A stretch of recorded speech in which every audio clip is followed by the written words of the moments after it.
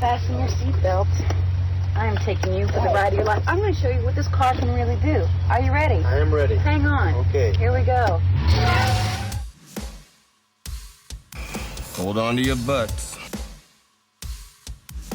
Go get him, kid. It might be a tumor. It's not a tumor. Not a tumor at all. F? You're going to ask me.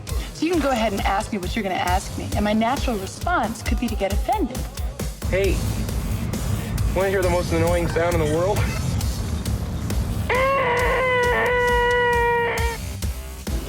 Yeah, well, you know, that's just like your opinion, man. All right. You're listening to the 30-something movie podcast. One movie each week, 30 years in the making.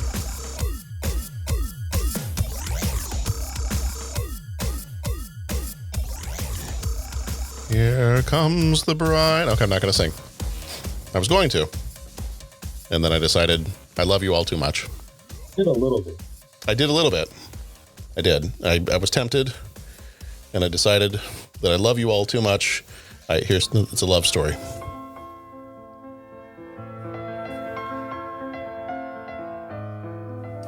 That I love all my co-hosts to a degree that determines how much I'm willing to sing in front of them. Is it wrong for me? But love means never having to sing You're Sorry. All right. Anyway, it's a 30-something movie podcast. How are you guys doing tonight? Love. Woo, love. Marriage. A dream within a dream. Marriage is what brings us together today. That blessed arrangement. That blessed arrangement. That dream within a dream. So treasure your love. Jeffrey, how are you doing? No, I'm going to stop that. Oh, no. I think you need to do a full episode. The entire episode? Yes, I think, yes. I have Jeffrey Mazuka Bo Wombold. Can I call you Wobbert? You can try. I feel like Wobbert would work out better for me. Maybe. It might also lull you into a false sense of security. And Patrick Kanagawa. And I'm John Weed. Oh, man. Who are you now? This is just the beginning of the podcast, folks. We haven't even started. I'll take a little sip there and fire it up here. John's podcast fuel is flowing freely this evening. Have fun storming the castle. You think it'll work? That's been done. I was going to say, well, it would take a miracle. Bye-bye. Bye. All right. Well, it's not that movie. I mean, it is a wedding, but, you know, it's not that movie. But we're here for Father of the Bride. Yeah, we are. Yeah, we are. One of the greatest things to ever happen to cinema. Yeah, it is. Oh, it's so much fun. Love this movie. And we're going to get into it, but I think I texted you guys at the time. Like I put the movie on. Nora and Sharon were there, and I said, hey, you know what? This one's appropriate. Like, we can all watch this together. I said, I got a movie I got to watch for the podcast. Let's put it on. So I put it on. Nora loved it. She thought it was great. And then I told her, you know, there's another movie that has the dad and the wedding planner in it, and it's called Three Amigos. Do you want to watch that? She's like, sure. We have a plethora of amigos. I said, it's got the dad, it's got the wedding planner, and the dad from Christmas Vacation. She's like, yeah, let's watch it right now. I'm like, okay, we'll do it tomorrow. But so yes, we had a plethora of Steve Martin last weekend in our house. We are the three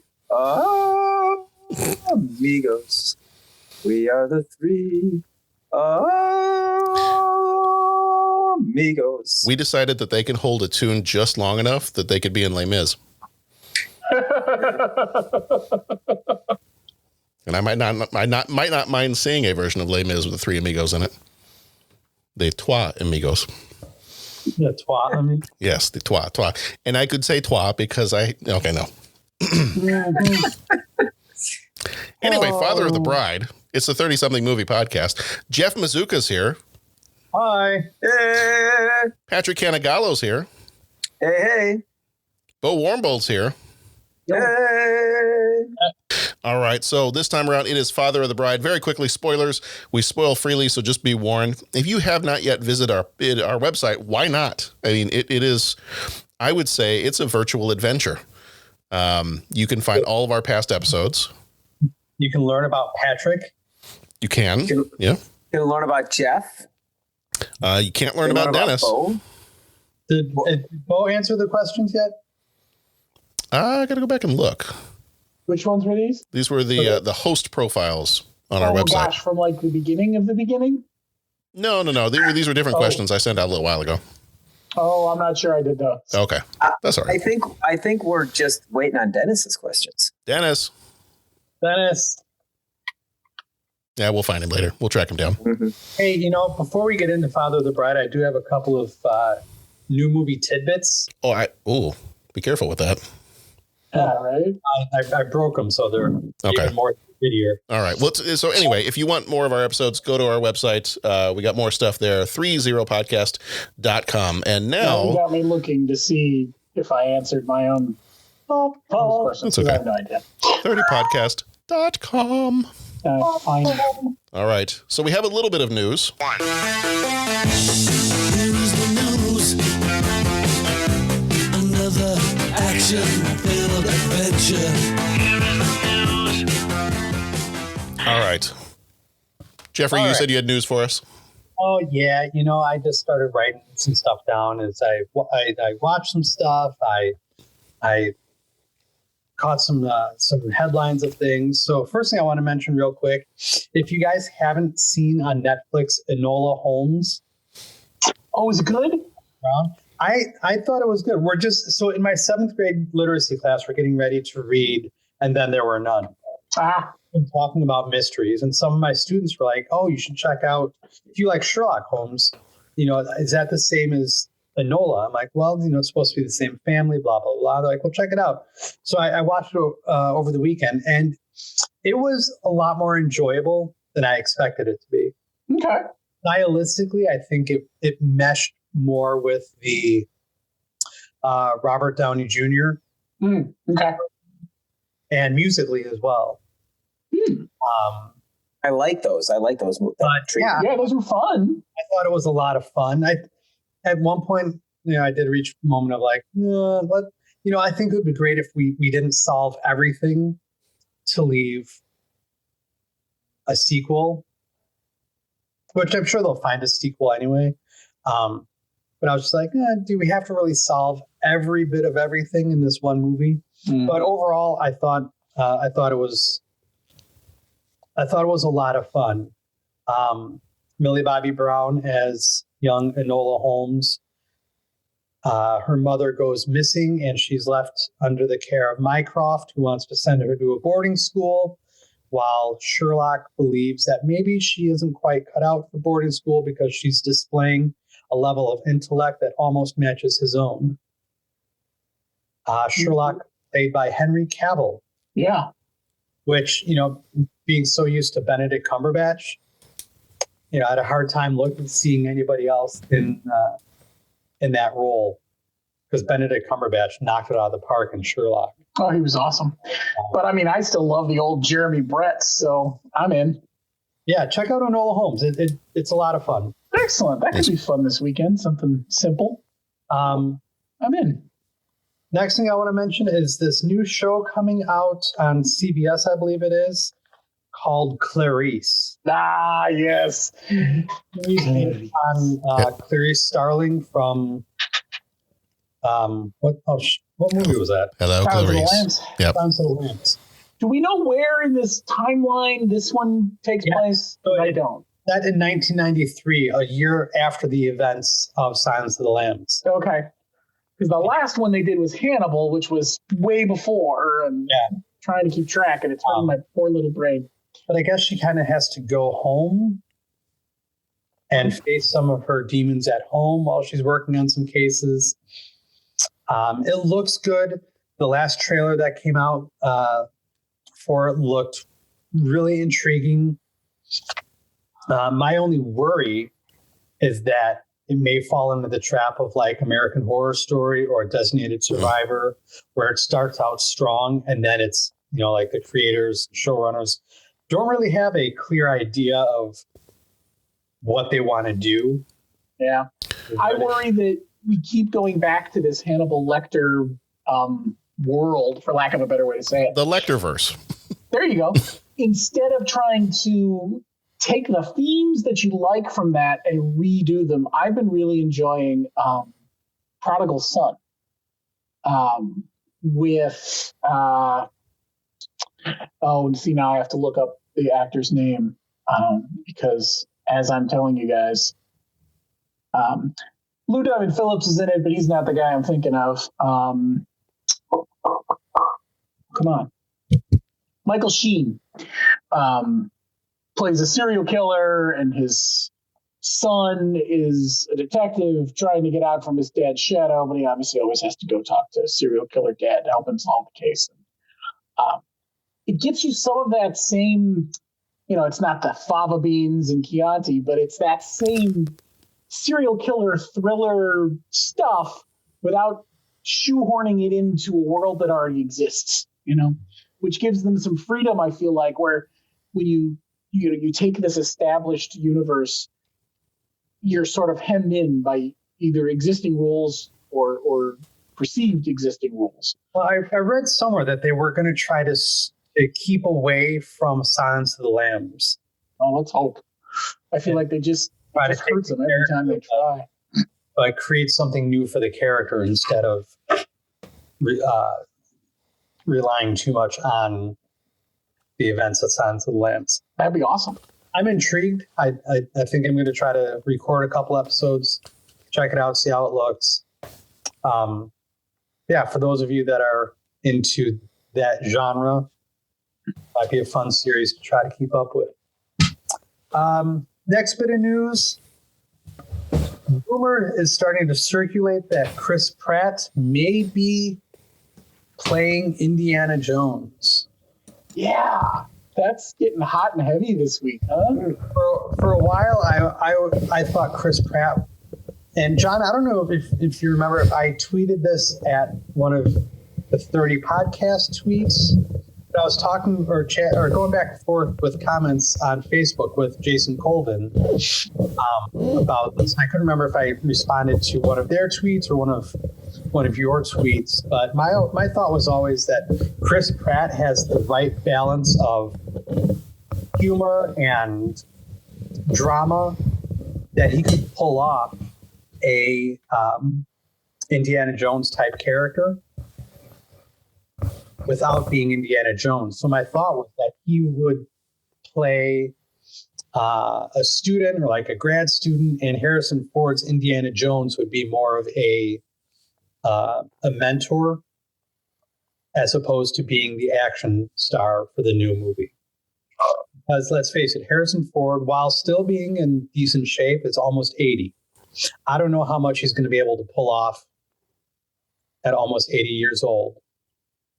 They kind of got away with it in Kingdom of the Crystal Skull, but barely. Emphasis on kind of. But wasn't he in Kingdom of the Crystal Skull? Wasn't he already the same age Sean Connery was when he was in Last Crusade? I feel like they were close. Yes, but isn't Sean Connery a recognized freak of nature? I mean, I don't think he was supposed to be. Yeah. I think they were trying to have him play younger than he was. No, I know. I mean, in terms of the actual actor himself.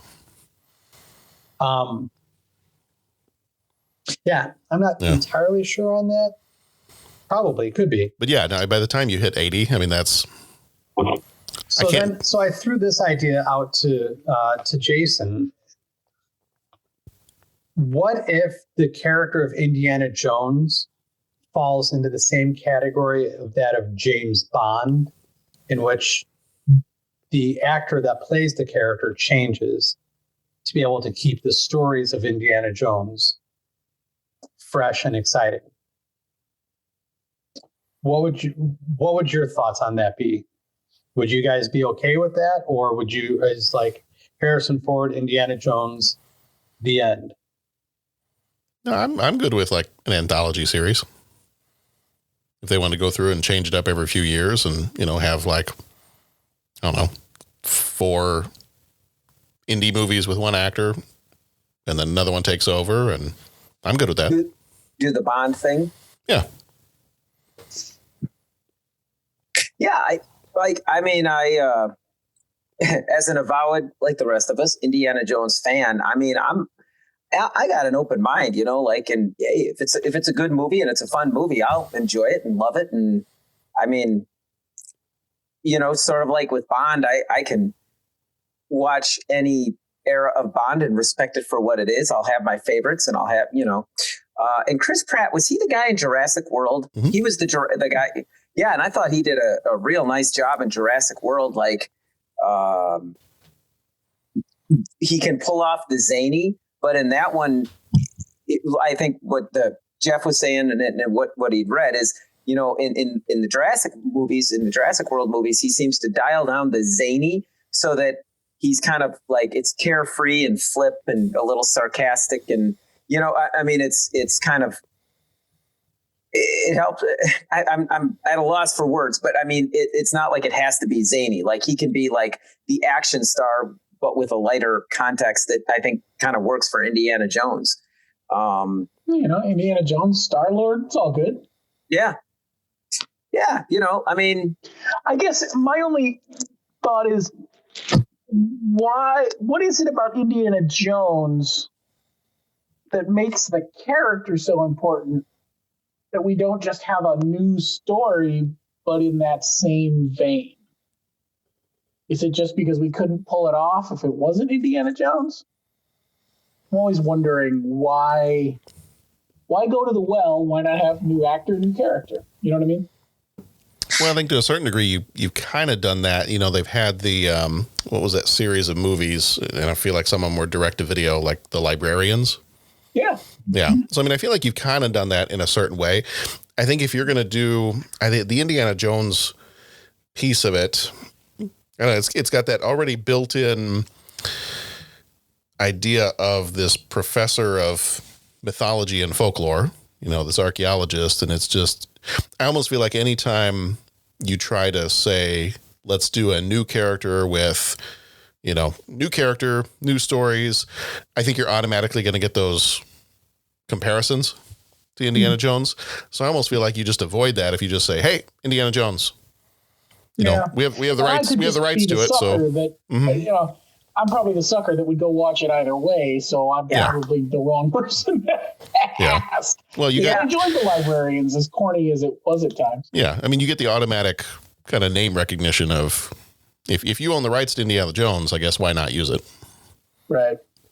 It's interesting because this concept came up on the Friendly Fire podcast. They were talking about it, and Bo, I took the plunge, and I'm the donor feed I got on that, so I've started going through all the different back episodes, and it's good stuff in there. Oh, there is some good stuff in there indeed.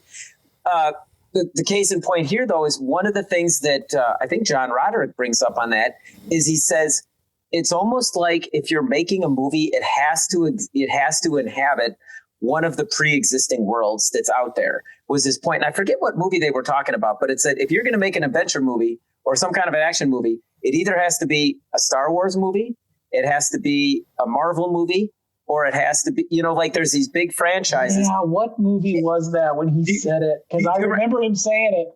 And it was like, oh yeah, and it was an interesting point, and it was actually almost exactly what you said. Why don't you just make an adventurer movie with new characters and and all this kind of stuff, and then just name it whatever, but it's kind of like similar to Indiana Jones, but it's a little bit different, and and then what John said is the counterpoint, and it's like, well, if you're going to do that, you may as well make it Indiana Jones and just make it kind of the long running saga. And I don't know, it's sort of like there's pitfalls no matter which way you go, right? If you go one way, and you don't do it right, then it can just be kind of like, it's going to be like, oh man, you're not doing it justice. What do you think you're doing? You're besmirching the wonderful name of of Indiana Jones. But then if you go the other way, then you get accused of being, a carbon copy, a knockoff that's just not as, so it's an interesting balance. It's an interesting balance to strike, I think. Yeah, I just think if you, and I wouldn't be opposed to the other direction, but I just think if you're going to do a movie or even a film series and your character is some type of archaeologist or historian or whatnot, and it's early to mid 20th century and you're dealing with mythology and folklore, I think if you own the rights to it, I think you just automatically got to go Indiana Jones. Otherwise change it up a little bit. I mean, the only other time I can think of would be like the Mummy movies, because I feel like that's kind of a, Brendan Fraser's character in that was kind of a similar, he was an Indiana Jones-ish character. So I don't know, maybe it just depends on the topic of the movie, but if you're an archaeologist and you're interacting with some kind of a myth or folklore, I kind of feel like that's Indiana Jones. Right. If you can do something different that's compelling, go for it. But yeah. So, yeah, I mean, I always envision Chris Pratt as being a good addition to that without being Indiana Jones, but instead being like either an assistant to Dr. Jones or someone that Dr. Jones is mentoring, so that, you have someone that can pull off the action while you still have your classic Dr. Jones involved. But anyway, you call him Dr. Jones doll. You call him Dr. Jones doll. Last bit of movie news that I have, which we certainly don't have to get into if we don't want to, is Ray Fisher versus Warner Brothers. Woof. Do we want to get into this, or do we just want to skip it altogether? Who's Ray Fisher? Ray Fisher played Cyborg. That's what Warner Brothers said. In the Justice League movie. And there has been a lot of drama. Ray Fisher accused, was it Joss Whedon he accused? Yeah. And the president of DC Comics or the movie division or something, of a lot of mistreatment during filming and reshoots of Justice League. No details have come out as to what exactly the mistreatments were. Gal Gadot, I believe, also said that there was some shenanigans going on. And it's gotten to the point now where Ray Fisher said he will not make a film for Warner Brothers if the same guy is in charge of DC Comics or DC movies or whatever. So a lot of drama there. Both sides are saying, well, it's not us, it's him. So is this, when you say drama, is this like accusations of like abusive language and abusive accusations of something? Nobody knows. Nothing's been released as to what the accusations are of, other than a very negative work environment.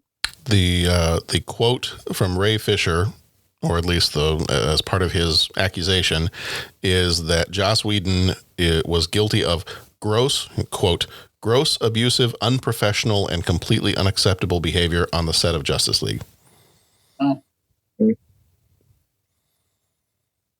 So there's that. Yeah. Wow.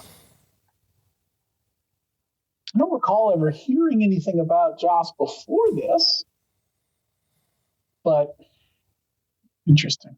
I want to say there was something said about him very recently before this happened, though. I could be mistaken, and a lot of other accusatory stories that have come out of Hollywood over the last couple of years. But I mean, Joss always seems like a pretty fun guy to be around, and well, some of it, I'm sure. Then again, so did Bill Cosby. Well, I was just gonna say, creative types.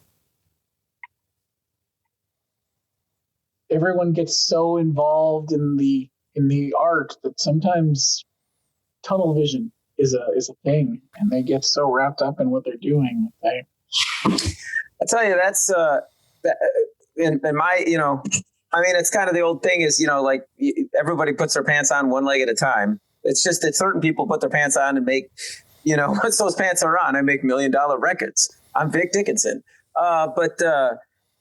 It's just so refreshing to hear about people that are just good, decent people.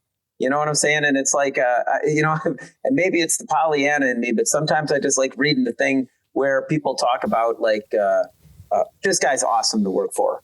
Like, he's just a regular dude. Like, he is great. He is, and all those kinds of things. Cause, it's just inspirational when you hear that. I know I'm wandering off course and something related or unrelated or whatever. I mean, I'm huge Maynard Ferguson fan. Maynard was the reason I'm playing trumpet. I love listening to him and all that. And we, at the Jazz Fest up in Eau Claire one year, we had a trombone player.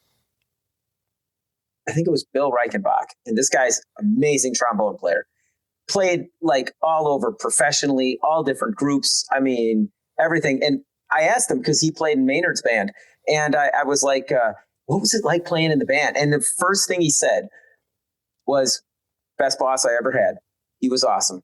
He was like the best boss I ever had. He was fantastic. Like, and just, I mean, and that's what this, and now here's this guy that's like on top of his game, is like an all-star musician. And he's talking about someone else that he played for. And that's like the first thing that he wanted to talk about, is just how awesome he was. Before he talked about the wonderful music they made or what, all that kind of stuff. It was just like, yeah, he was the best boss ever. He was amazing to work with, and, yeah, I don't know. Like, I didn't even know who the one, and I'm sorry, I didn't even know who that actor was until you pointed out what I knew him as. But I'm just saying, that's just so much more refreshing to hear about, like, that kind of stuff where it's like, we're all just in it together and we're taking care of people. And, it's just nice to hear about those things.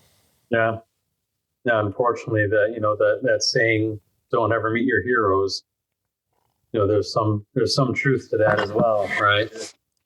Some of what I had read on that was that he was kind of resentful that Age of Ultron didn't do better, because he did both of the first two Avengers movies. He did Joss Whedon did Avengers, did Avengers Age of Ultron.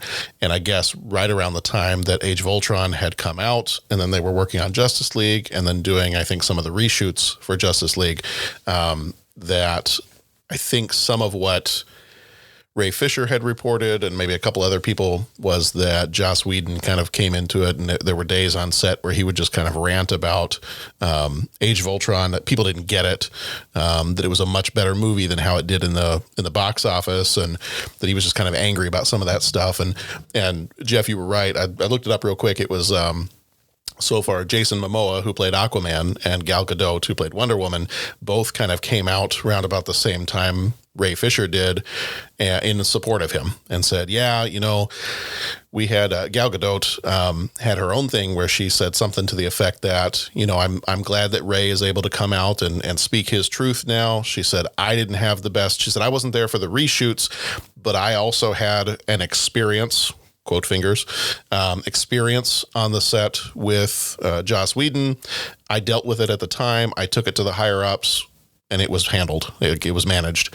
But I'm happy that Ray is able to, get his point across now. So clearly something happened, and the actors are in agreement with each other that something was not good on that set. But nobody's going to detail what it is. I don't know what it means going forward for the Warner Brothers DC movies franchises.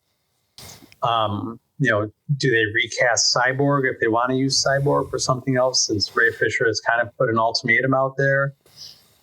Or do they try to work? And, so it'll be interesting to see how that all plays out. Then again, DC has kind of broken away from the whole connected universe model, and just kind of says, look, we got characters, we got stories for these characters.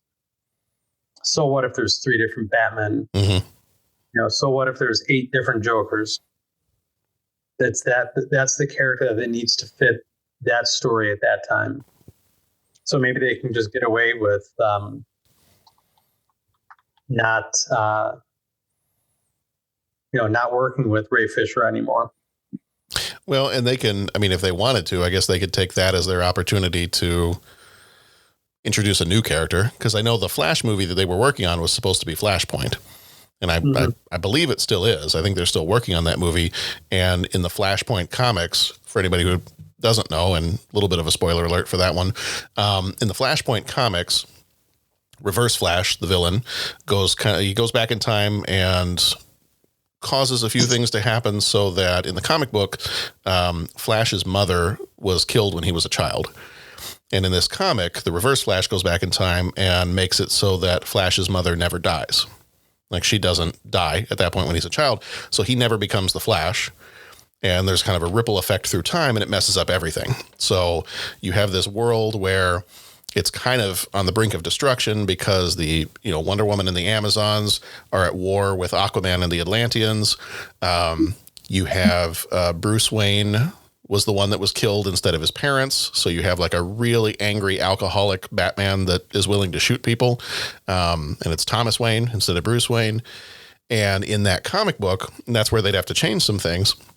In that comic book, Superman never appeared when he was supposed to have appeared. So Cyborg was actually the main superhero for the United States. Like, the one that people look up to as like he fights for truth, justice, and the American way was Cyborg. So he was going to actually have a pretty big part in the Flashpoint movie, but I'd hazard a guess and say at this point, they're probably, if they continue on with that Flashpoint movie, which it sounds like they are, my guess is they probably would just go with a different character. But who knows? I'm just waiting for a Blackest Night movie. No. Well, I like the direction they're taking. I know I've said this before, but I kind of wish they had done that before, was just go like the in DC Comics, they call it Elseworlds. And it's like every story is a slightly different twist on what you know.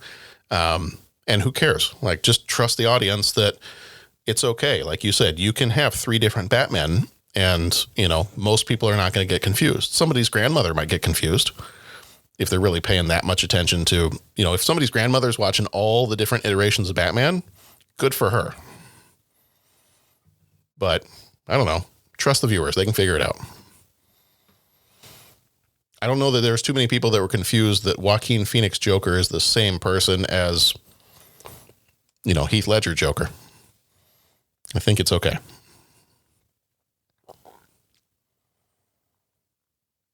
Yeah, sounds like things are not good for Joss Whedon. Yeah. Yeah. Yeah.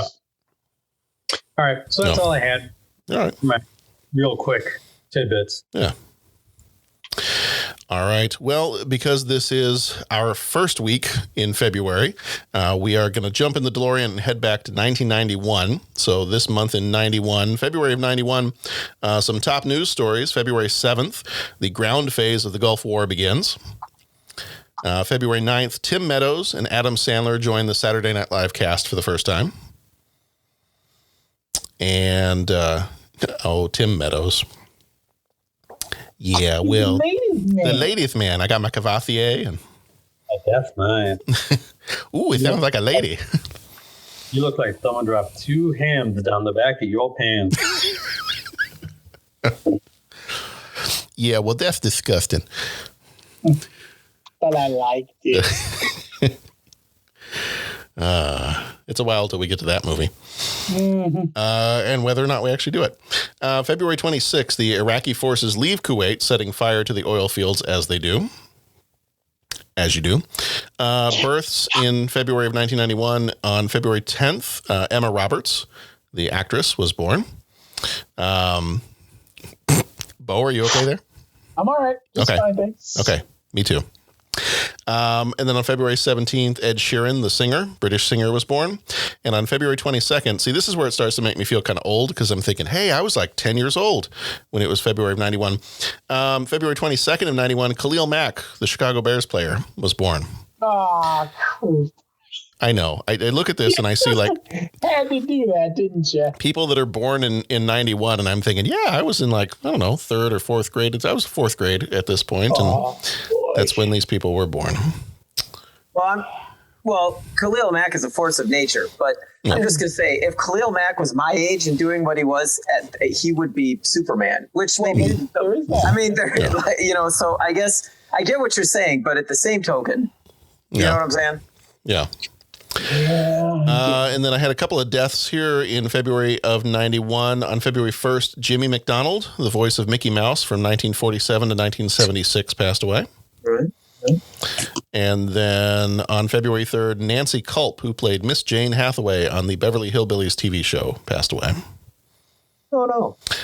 Top books were Cold Fire by Dean Koontz and Heartbeat by Danielle Steele. Top movies for February of 91 were Home Alone, Sleeping with the Enemy, and Silence of the Lambs. Hello, Clarice. Some fava beans. That Home Alone is a great film. Wouldn't you say, Pat? I thought it was, you know what? It's a great movie. It's just there were parts of it that I just kind of bumped on. But not the music. The music was amazing. It was awesome. The Neighbor was amazing. I don't know how I never realized that Carol of the Bells is just DSE Ray. But now that you mention that, I'd like to do a mashup between Home Alone and Silence of the Lambs. Wouldn't that be fun? And instead of having two bumbling criminals trying to break into your house, it's Hannibal Lecter. I want to see that movie. John, I worry about you sometimes. It's been a fun week at work. No, really, I love children. They're delicious. Top songs for February. I'm sorry, Pat. I know that's yeah. Meat's back on the menu, boys. There we go. See, top songs in February 91, The First Time by Surface, Gonna Make You Sweat, Everybody Dance Now by CNC Music Factory, and All the Man I Need by Whitney Houston. Sorry, I started. What was that last tune, John? It was All the Man I Need by Whitney Houston. Oh, yeah. Oh. Yeah, the kids thought something was wrong with me the other day when I was looking through some of this, and I was like, Everybody Dance Now. Oh, I love that song. And I started going, dun, dun, dun, dun, dun, dun, dun, dun. Everybody dance now.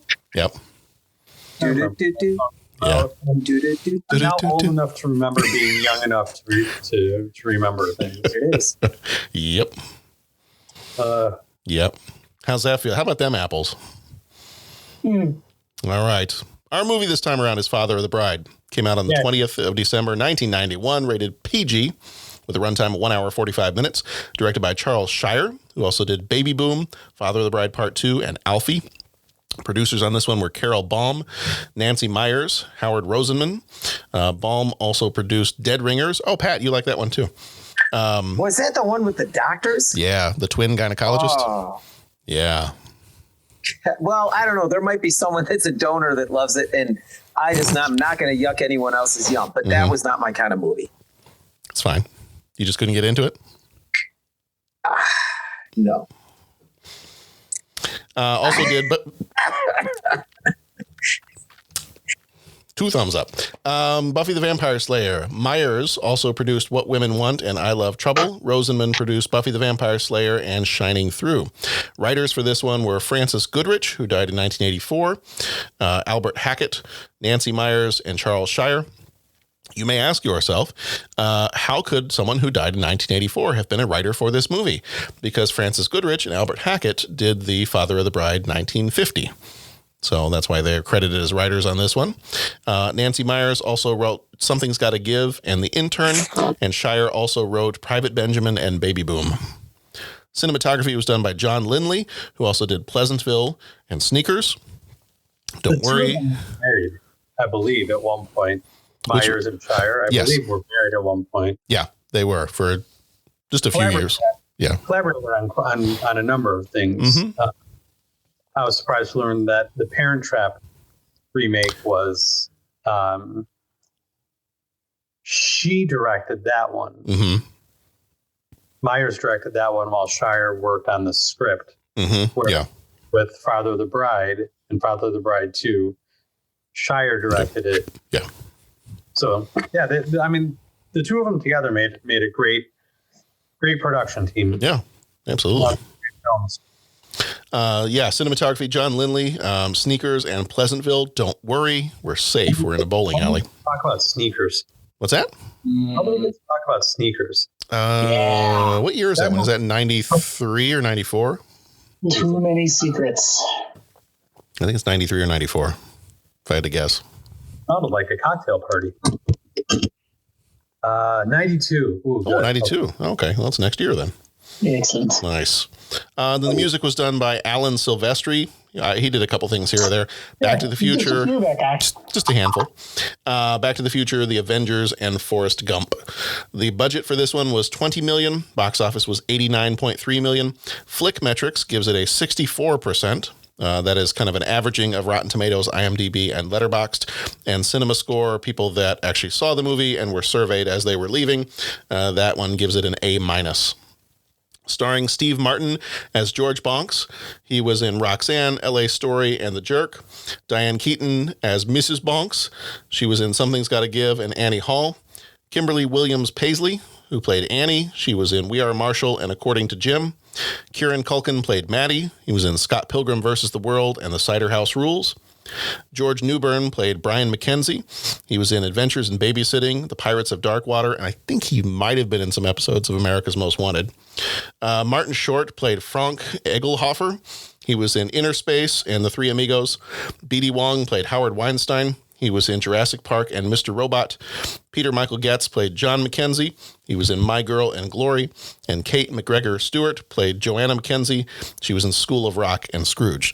Let me just say that line, I keep all these names in like a little table in a Google Doc here. That line has the most Scottish names I have ever seen in one little collection there.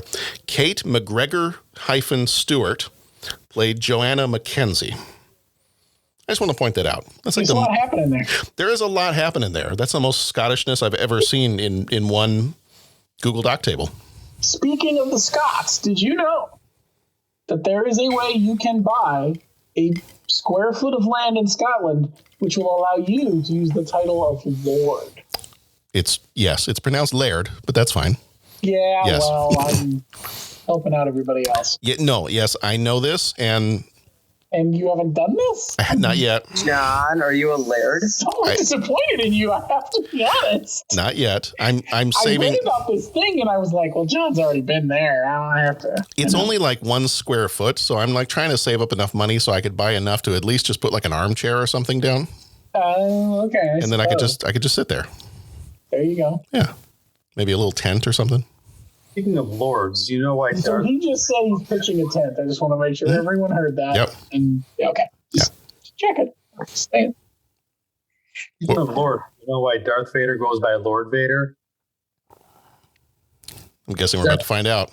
Uh-huh. That Master Vader, the stormtroopers kept giggling. Ah. Yes. Well, yes. I have a very good friend on the Death Star. Yes. Okay.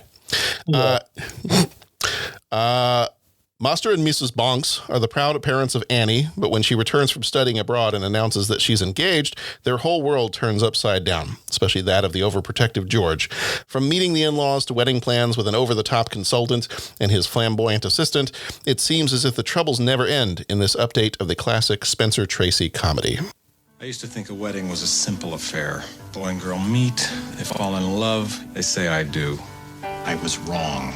That's getting married. A wedding is an entirely different proposition. You fathers will understand. You have an adorable little girl who looks up to you and adores you in a way you could never have imagined. Dad, I met a man in Rome and we're getting married. I'm sorry, what did you say? I'm engaged. I'm getting married.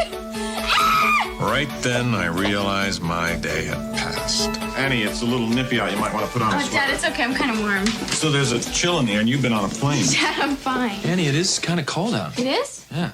All right, thanks. I'll get my jacket. I was no longer the man in my little girl's life. Old Dad was history. I remember seeing someone who looked like Brian's twin on America's Most Wanted. First, the wedding of our children.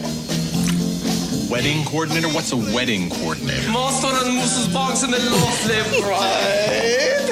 We're gonna color coordinate with the swans, right? Swans?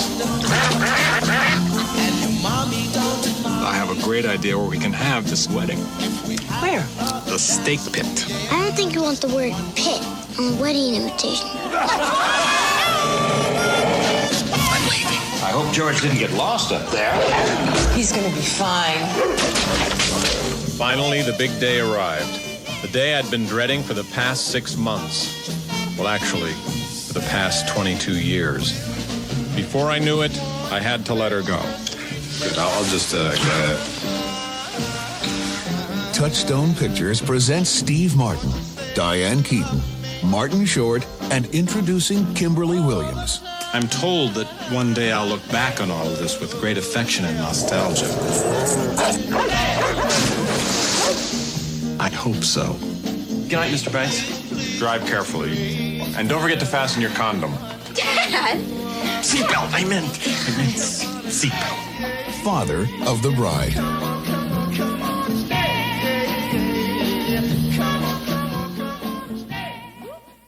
All right, first off, I did want to ask, had any of you seen the original? The 1950 original? Yes, many moons ago. Okay. But yes. Nice. Okay. Yeah, no, I've never seen that one. It's fun. Is it good? Okay. Yeah, I watched it after I had already seen this one, this remake of it, and I feel like this remake was a better depiction of this, or a better telling of the story than the original was. I feel like I don't know, Spencer Tracy may not be my my go-to comedic actor. That's kind of a good way to look at it. This is funny, and that one tries to be funny. This one's very charming, and I don't remember feeling like the better word had the same charm that this one has. Yes, that is a good way to put that. So did you also, I'm assuming that probably most of us saw this round about the time it first came out. Is there anybody that this was a first time viewing for you? No. Okay. This is a multiple times a year viewing in our house. Okay. I have not watched it with my kids yet, but this was one of the ones that Tam's like, "You're doing that movie? Let's watch that soon." And I remember, I think my family back in the day, I think we went and saw it in the theater, or my folks saw it in the theater. And then as soon as it came to video, that was family movie night. We watched this. But no, I want to say I remember the reactions being genuine with not genuine, but like first time, like initial reactions with my parents. So I might have seen this in the theater with them. I don't remember when I first saw it, but I've seen this movie countless times, and it never grows old. Yeah, this was not the first time I saw it, but it's probably the first time. I remember watching it a couple of times, growing up, not too long after it would have come out. I don't remember if we saw it in the theater or not. My dad really liked Steve Martin, so I wouldn't put it past us to have gone to see it in the theater. But it probably, I would hazard a guess, and I would say that it's probably the first time since the early 90s that I would have seen this one. I can't imagine. Yeah. I don't think I watched it, middle school or high school. So it probably would have been, it's probably been close to 30 years since seeing it. So it's been a while. Did it all come back, or was it like hazy? Oh yeah. No, I pretty much remembered just about every part of it. Yeah. Yeah. So, it's one of those movies that has that kind of impression, between the charm, between Steve Martin, it's not, I don't want this to come across as like not saying it's a great movie. It's not overly complicated. And I'm saying that in a good way. It's a simple story. It stays simple. It doesn't try to, we were just talking about Chris Pratt, and the idea of him taking over Indiana Jones. This movie, Steve Martin can on occasion have a tendency to go zany, and thankfully he does not go zany in this one. He strikes that really good balance between the kind of the charming humor. I think, and I've been thinking a lot about that actually. And I think it's because Steve Martin as a person is just that smart. Steve Martin as a person gets it, and he knows when to go Three Amigos, and he knows when to go Bowfinger, and he knows when to go George Banks. Mm-hmm. One of the things that really stood out to me about his performance in this movie in particular is, in past episodes, I know that I've talked about how Steve Martin is a reactionary comedic actor. He's at his best when he's reacting to something. That's where you find the funny in Steve Martin. But what I really picked up on is that he's just a great reactionary actor, not just comedic. But this dude knows how to give a reaction to some sort of catalyst.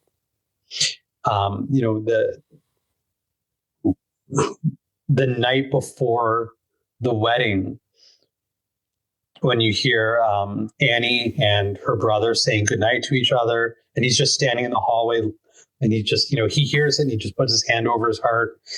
That's not a comedic response. And he's got a number of very genuine, heartfelt responses that he pulls off so incredibly well in this movie.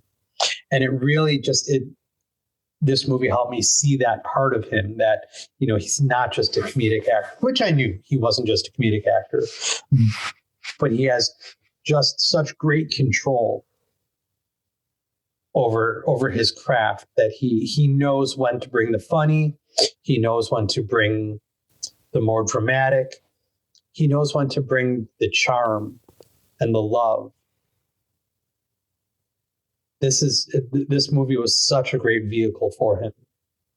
I'm so glad you mentioned that hallway scene, because that's we're like jumping towards the end of the movie, but that scene in particular, when you started to talk about that, I was like, if Jeff doesn't talk about the hallway scene, I'm going to mention it, because that's one of those scenes where I would not have caught that as a kid. And this being probably the first time I've watched this movie since I was a kid, like that scene in particular, I was like, I love that scene. Like, that is so good. And that I think is one of the things I really enjoy about this movie too is, and we'll back up a little bit and we'll kind of go through, we'll fly through the kind of an overview of the plot and we can kind of talk through it a little bit. But, these characters in this movie, I think that's not just Steve Martin, but the rest of them, but also how he reacts to them, like you were saying. I really like the characters in this movie because it's not.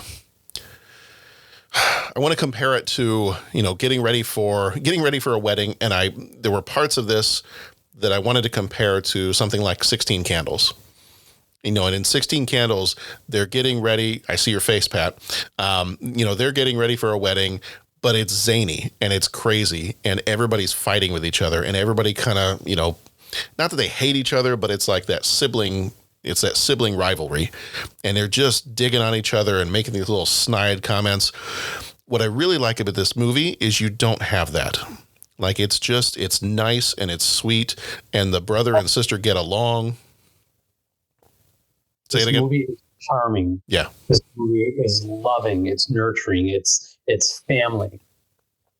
16 Candles was going for the, let's be real. Let's make a comedy. Mm-hmm. Let's make it a satirical comedy. This movie wasn't trying to do that. And instead it captures all of the warmth that a family has to offer. Yeah. It totally agree with you. And I think if Steve Martin would not have played, and again, I don't know, like, I don't want to undercut like the director and the producers and the writers and everything like that. I mean, I know it's a whole team that puts a movie together, but I think if Steve Martin would have played the George Banks character, or if it had not been Steve Martin playing it, I think that like it would have been really easy to kind of hate on that guy. Right. Because I'll just say, like, at the beginning, like, I was sitting there and I'm like, man, he's kind of doing some jerky things. Like he kind of, but it's never over the top to where it's just like, oh, he's what the, and I mean, the characters are written so strong that, his wife in many ways is the strength of the family in many scenes where, and I mean, it's comedic and like, like the weenie buns incident. I am removing the superfluous buns, and she goes to jail and says, look, here's the situation. And she's the one that kind of straightens him out and all that. But like, yeah, he's at the beginning of this, like he's kind of taken a pretty self-centered look at this whole thing.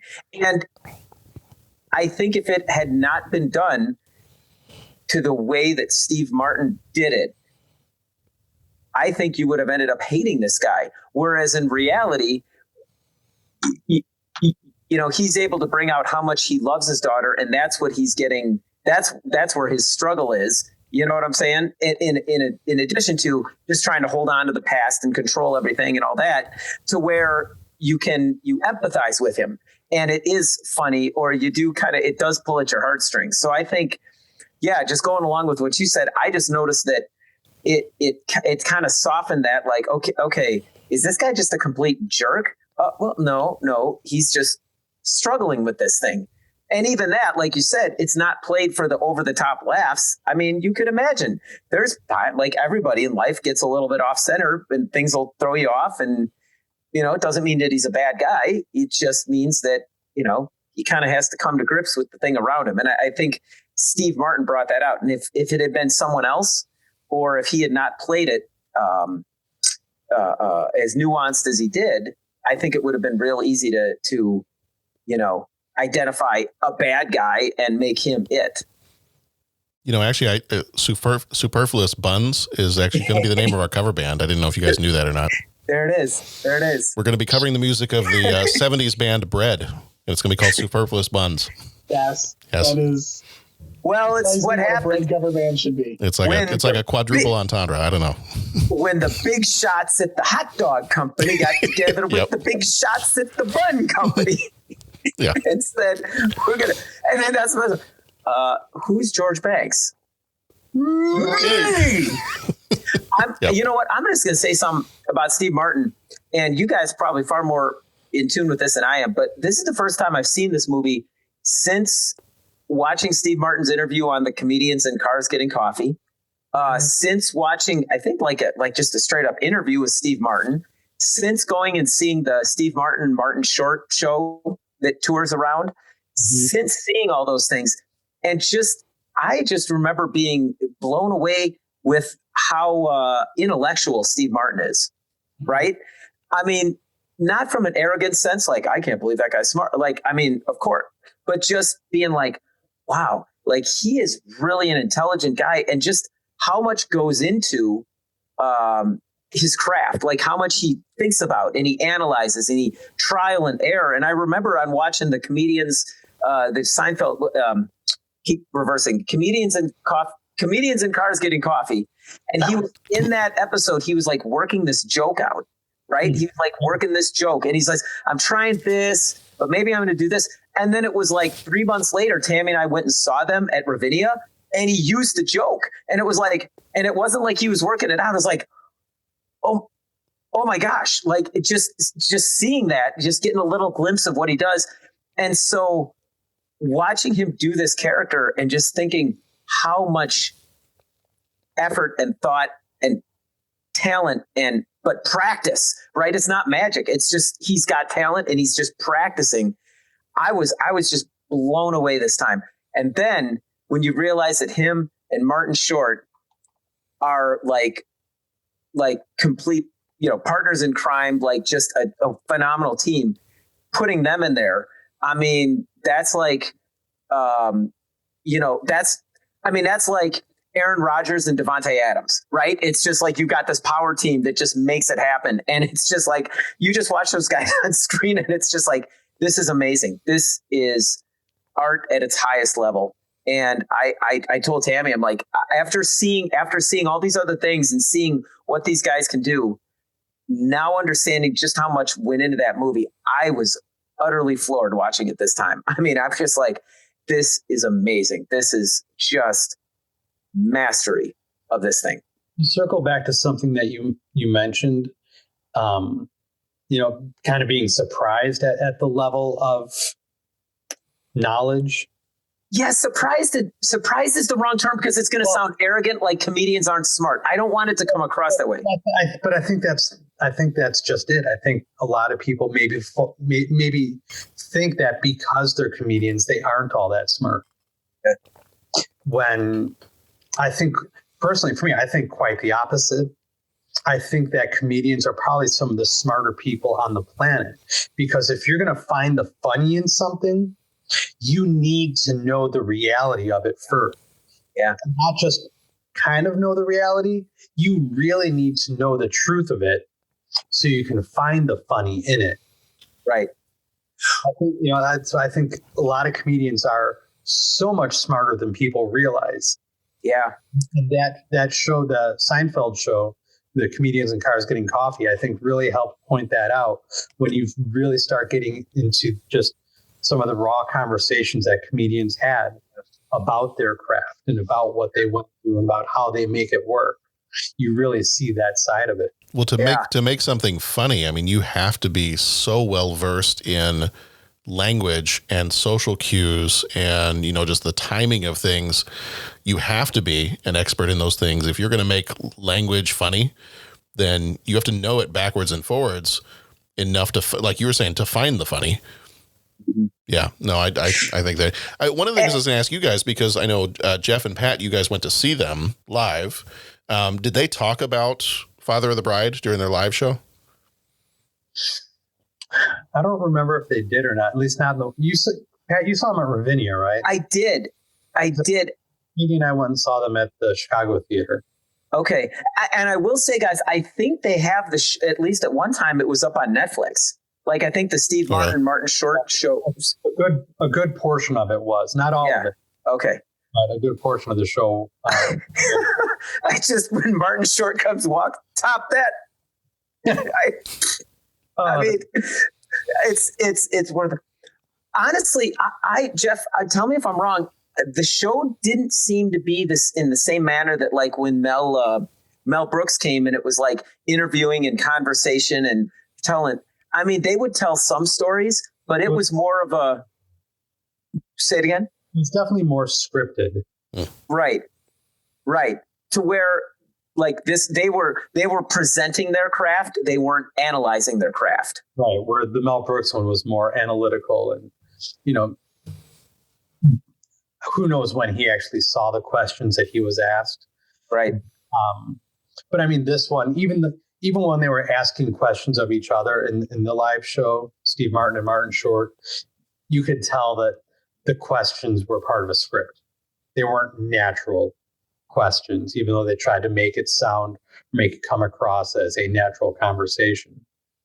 I mean, still one of the most enjoyable experiences I've ever had at the theater, though, was seeing their show. Because, goodness sakes, I mean, I don't like the two of them together. Oh man! They record on the camera and just let it be. Let them go. And watching their individual, and watching Steve Martin bust a move on the banjo and listening to that group, yeah. And it's funny because, we talk about that. And I want to say that was one of my biggest things that got me angry about the Three Amigos, is that the critics really kind of lambasted that movie. And I've remembered saying that, I think it's easy to take pot shots at comedy because you think it's fluff. Right. And I look at the reviews of this movie, and I'm sure they're going to find any sort of things to say. Why is this movie not 99%? That's kind of like when I watch that, and it's to your point. And maybe there's other things that I'm just a simpleton or whatever. But I mean, to your point, it's it's easy to look at it and say, oh, it's just kind of fluff. It's just a light story. It's just, and you don't realize just how much effort goes into giving us those feels. And I think the thing, it wasn't that, oh man, he's really smart. That's not the thing that got me. It was like listening to, we'd have musicians come to the Jazz Fest and they would talk about their craft. And we'd all sit there as young, basically young kids, beginning college. And you just assumed that it was magic. Oh, this guy's super talented because he's just got talent.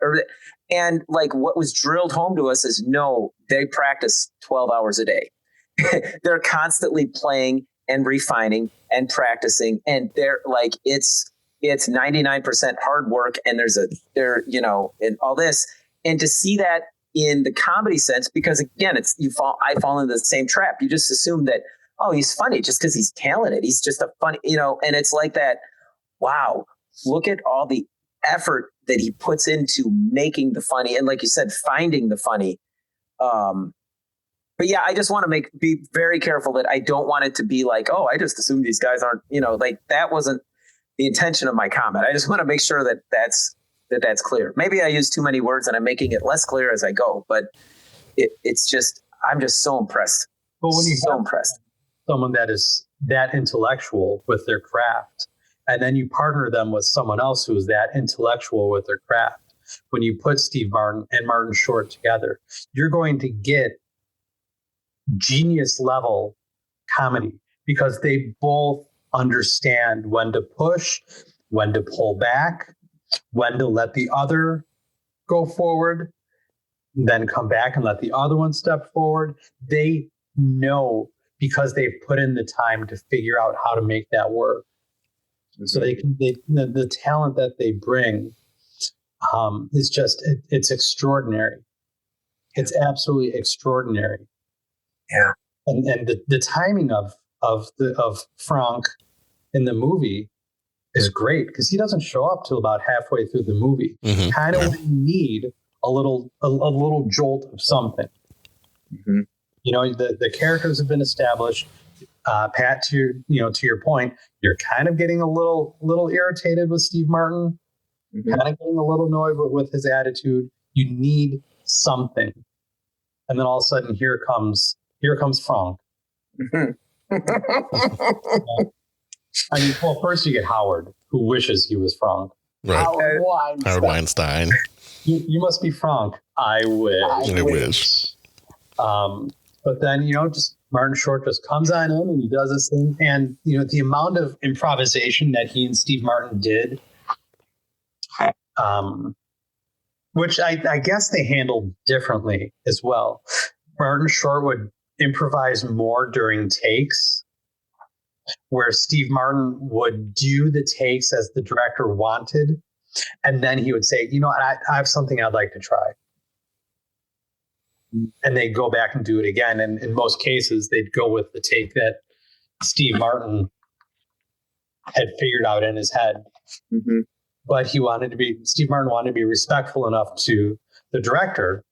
Get the shot you want. We'll do take after take after take. You get the shot you want. Okay, you got the shot you want. Can we do it one more time for me? Because there's something I want to see if I can make work here, just to see how it goes. Mm-hmm.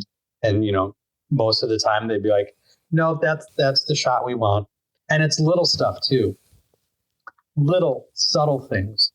When they go to meet the Mackenzies at the Mackenzie mansion, mm-hmm. and they pour the champagne and, Papa Mackenzie's getting and Steve Martin takes a sip and then he spits it back in. That was his idea. And he waited to do that until the director got the shot he wanted. And it was like, can we try one more time? I just want to see if this works. And he takes a sip and Mackenzie starts with his toast and he just immediately spit it back out. Okay.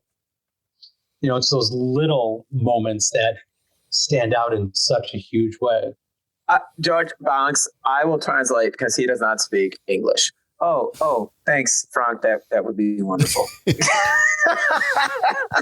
you don't even understand Frank. I mean, oh man. As long as you got the chopper chicken. The chopper chicken. Do you want to talk about the kek? What? The kek. Welcome to the 90s, Mr. Bonks. Amani does not mark a block on Yeah, the welcome to the 90s line, that's a line that we'll quote. Oh yeah. House.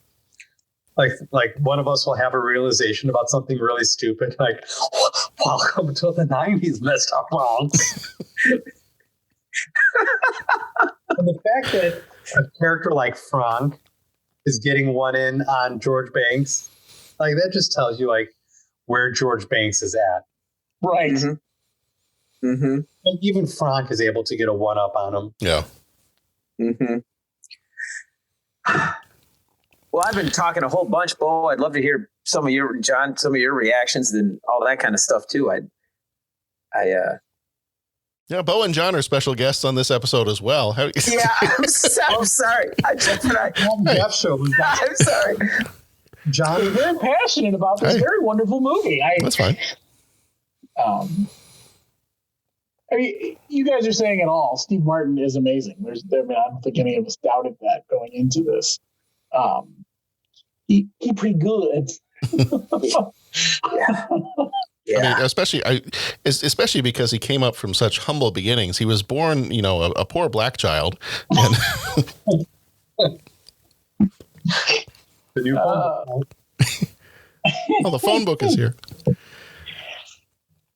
Yeah, no, I think, and like we said, we've been talking a lot about Steve Martin, and I think that the strength of this movie is even all of the other characters are almost equally as charming. I appreciate in this movie, I don't, some of these movies, like I said, I made the comparison to 16 Candles because I feel like that's the other end of the spectrum for a movie that is dealing with maybe has a bit of a similar subplot to it. But, this one, pretty much all the characters are likable. Like I have a warm, fuzzy sense about this movie when I'm watching it. The little brother is not a bratty little brother. Annie is kind, about this whole thing, and she's just very sweet about the whole thing. The mom is just very matter of fact. She knows that George is having a hard time dealing with this, but she just kind of lays it to him plain, and it's just like, look, here's what it is. She's happy. This is happening, especially when you get to the jail scene. But no, I think that's one of the things I appreciate about this movie is it's just very straightforward. It's very straightforward. It's very simple. The characters are sweet. I love that line. I always crack up at that line at the beginning of the movie when they're sitting at the dinner table and when she first reveals that she's getting married, and all of a sudden it cuts back to her and she's like an 8-year-old girl. Daddy, I met a man and woman. We're getting married. Daddy, I met a man in Rome and he's wonderful and brilliant and we're getting married. Yeah, that's just awesome. Yeah. But that sets up the whole thing. Yeah. From right there, you understand what the conflict is going to be. Right. Conflict is him being able to recognize his daughter as being an adult. Yeah. And one of the brilliant things that they did in this movie was the use of the song "My Girl," and not using it in the romantic sense of the song, but finding a way to use it in a way to really define how George looks at Annie. Yeah. Yeah. Because don't they play it aren't they playing basketball when they play it the first time, or is that, am I thinking of a different scene? I don't remember. Okay. I feel like they play it when they're playing basketball, but don't they use it twice? There's a couple of montage-esque kind of scenes that are done so well in here. Yeah. No, because there's a couple of basketball scenes. He's playing with her when they kind of make up after their first fight before Mackenzie shows up. Then there's another one where they're playing 2-on-2, and I think they're using that. I just want to take a second. That scene that you're talking about where they're at the table and it's like she becomes the 8-year-old saying, "Dad, I met a man in Rome." Correct me if I'm wrong, but the way they do, is it called reverse shot, where you're going? And I just want to say that I don't watch a lot of these kinds of movies. I mean, like I don't watch like romantic comedy, kind of heartwarming kind of thing. I mean, I see a lot of action movies, but so maybe this is like a convention all the time in this. But the way they shot that with the cameras brought out the humor and just made that whole scene pop. I don't have a better explanation, but you have the shot with the kids, the shot with the parents, the shot with the kids, the shot with the parents. And it kind of gets this volleyball kind of feel going on with the family, with the audience. And it brings it out. That happened. And then there was the scene where he meets Brian for the first time, and he's got his hand on her leg. Right. And they're going back and forth and he notices. And again, I just want to talk about Steve Martin and amazing. But the first scene when she says, I met someone in Rome and I'm getting married. Steve Martin, I don't know how he does it because it's so subtle. It's like all of a sudden he looks like Sam the Eagle, right? He starts, his brow just becomes this straight line. And every time you bounce back and forth, he's more Sam the Eagle like. And then it's like, well, Dad, say something. And and then the scene where he's got his hand on her leg and it slides up, and then all of a sudden it zooms in and he's got like the eyebrow goes up and it's what is this kind of thing is going on, and again moment of joy for that leg. Yes. Yes. And so you're going back and forth, and again, I just think the way they did the cameras and the way they did that, like, helped bring that out of the scene.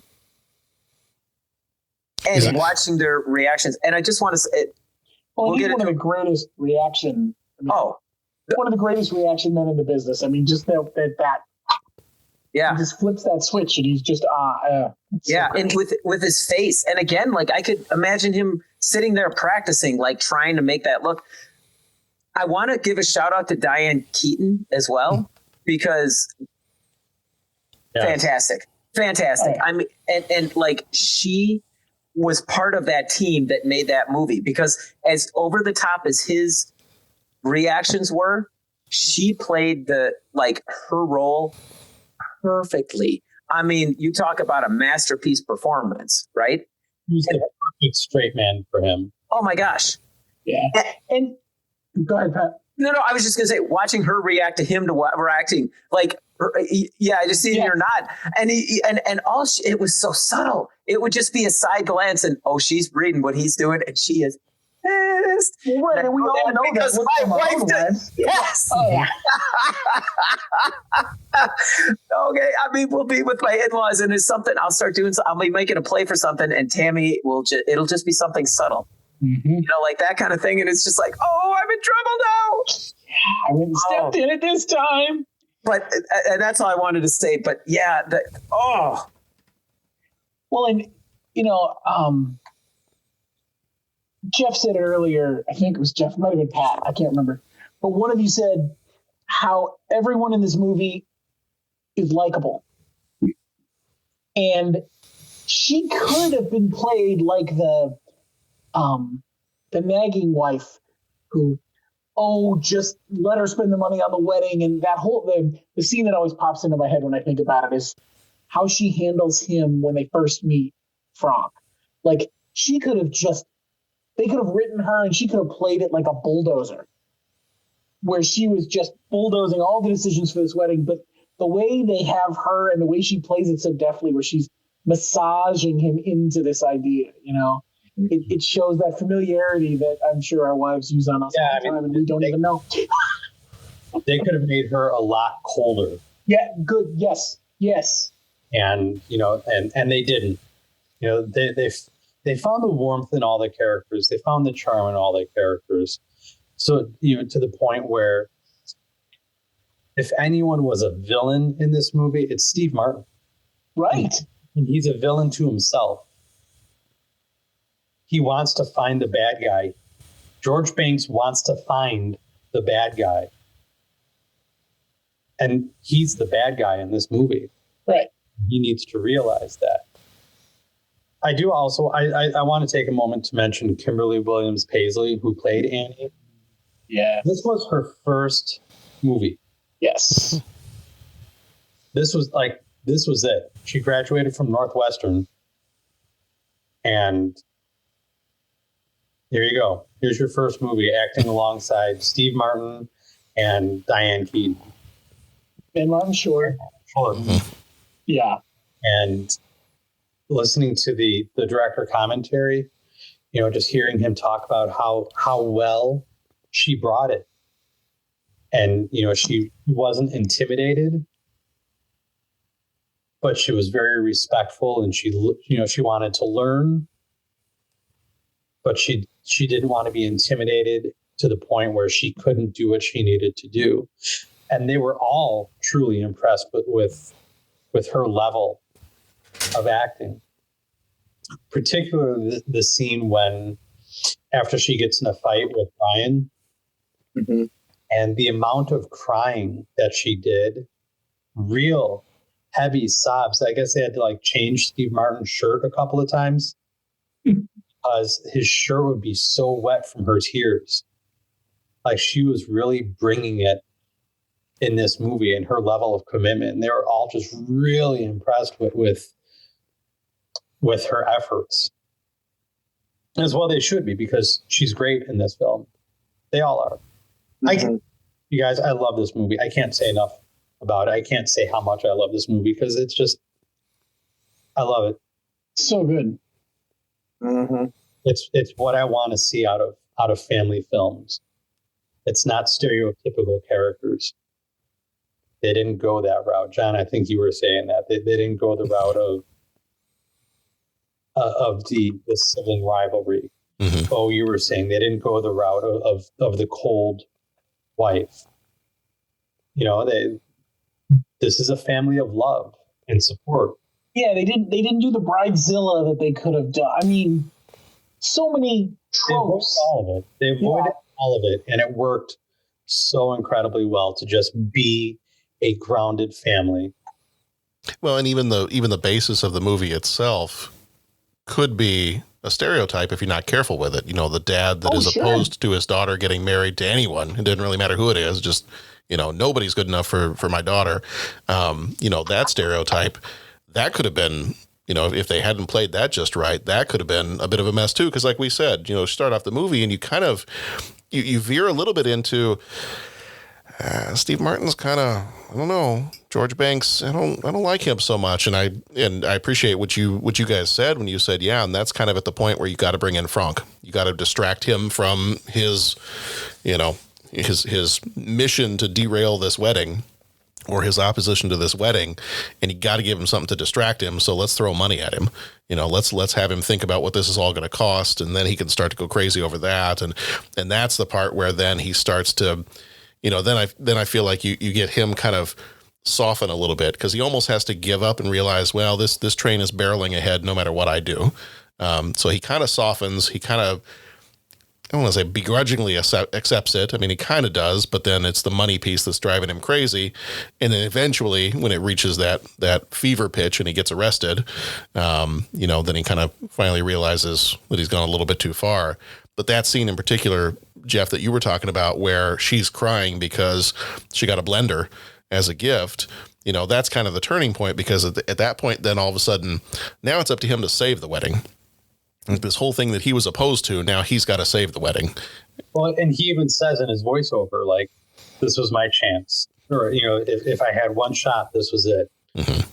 And instead, like, he opens his mouth and he, you know, finally, you know, he lets the truth of the situation prevail. The truth that he always knew was there. Mm-hmm.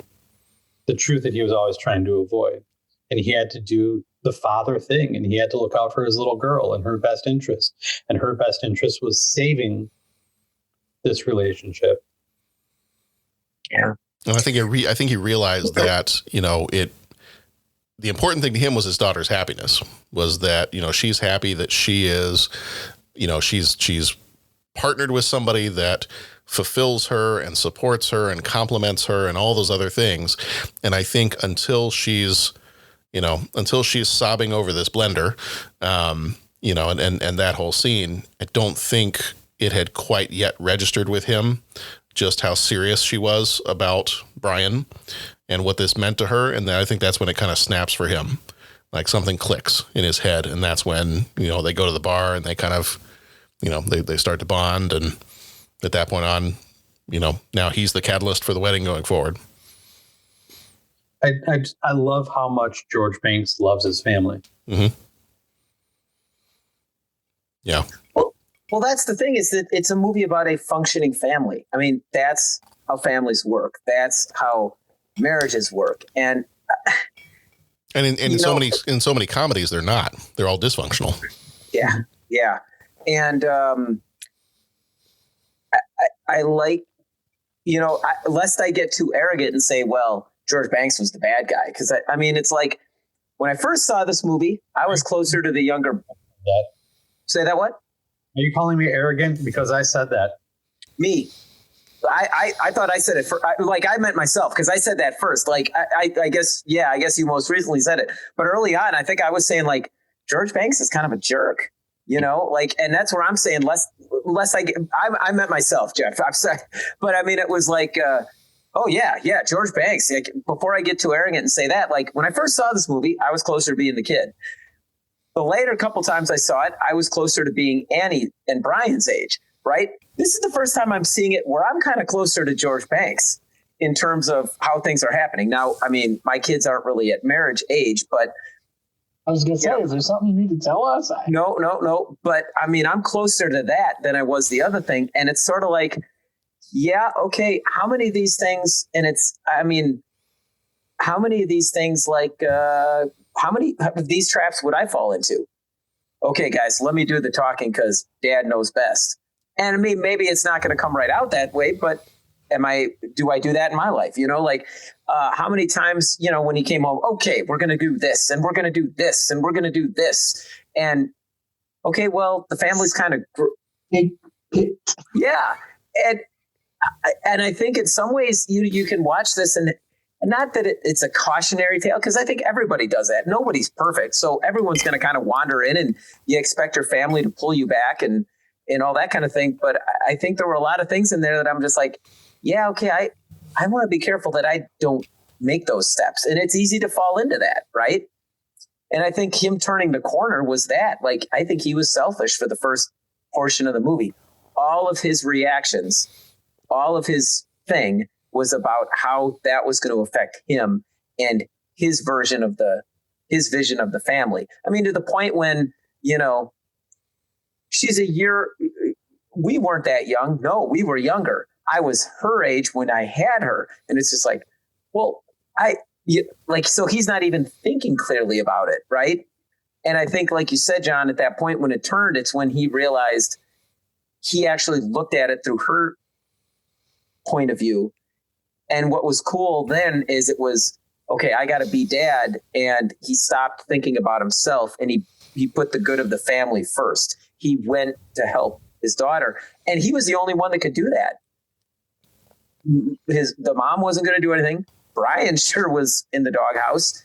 The little brother, I mean, you know what I'm saying? And it wasn't like she had friends that she could. So, I mean, that showed, and again, I think it showed that, was this what this guy was like for the 22 years of her life? No, clearly not. He's going through a rough patch because he's being self-centered, but this is what he meant to her, right?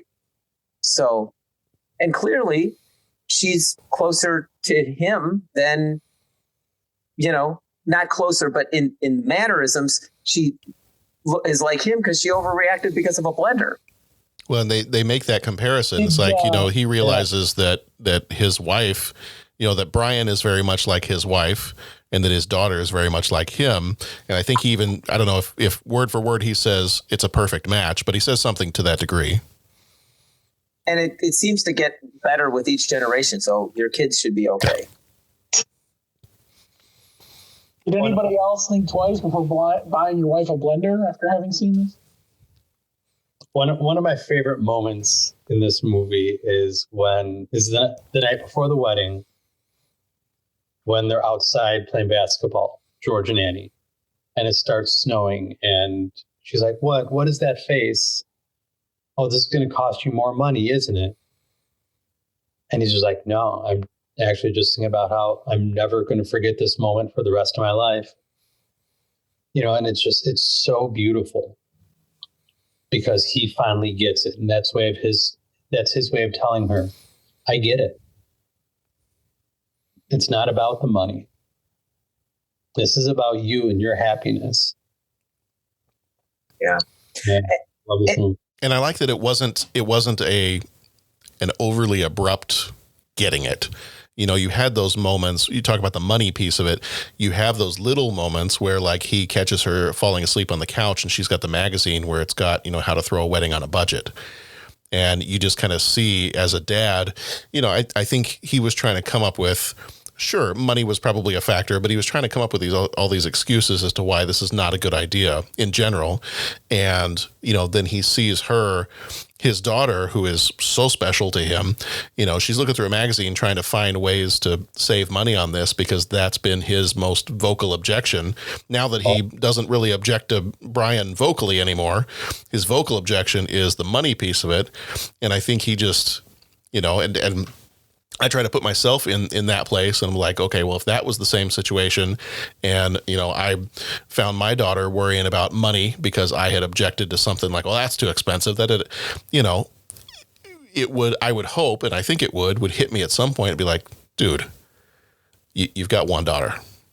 Like, you can't spend millions of dollars because you don't have millions of dollars, but you're going to do what you can do to try to make this the best you can for her. Well, and the fact she was doing that for him. Right. Without telling him. And yeah.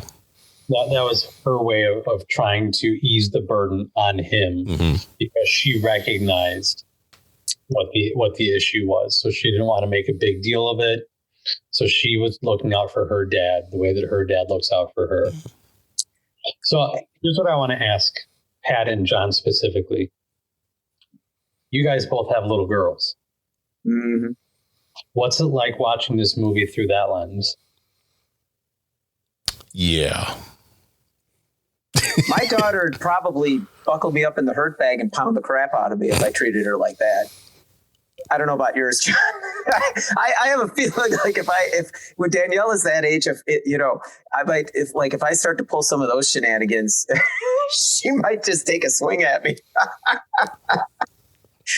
Oh man, I cried like a baby watching this movie. I'm like, oh my god, oh geez. So I don't know, John. You go ahead. What was your feeling? Well, no, I think kind of along the same lines. Watching this movie because I do always feel like Nora and I have a very similar personalities. So, when he makes that connection and he's like, well, I'm very much like my daughter and I are very much like each other. Like she overreacts the same way I overreacted. And I'm watching this and I'm thinking, you know what? Nora and I are very similar.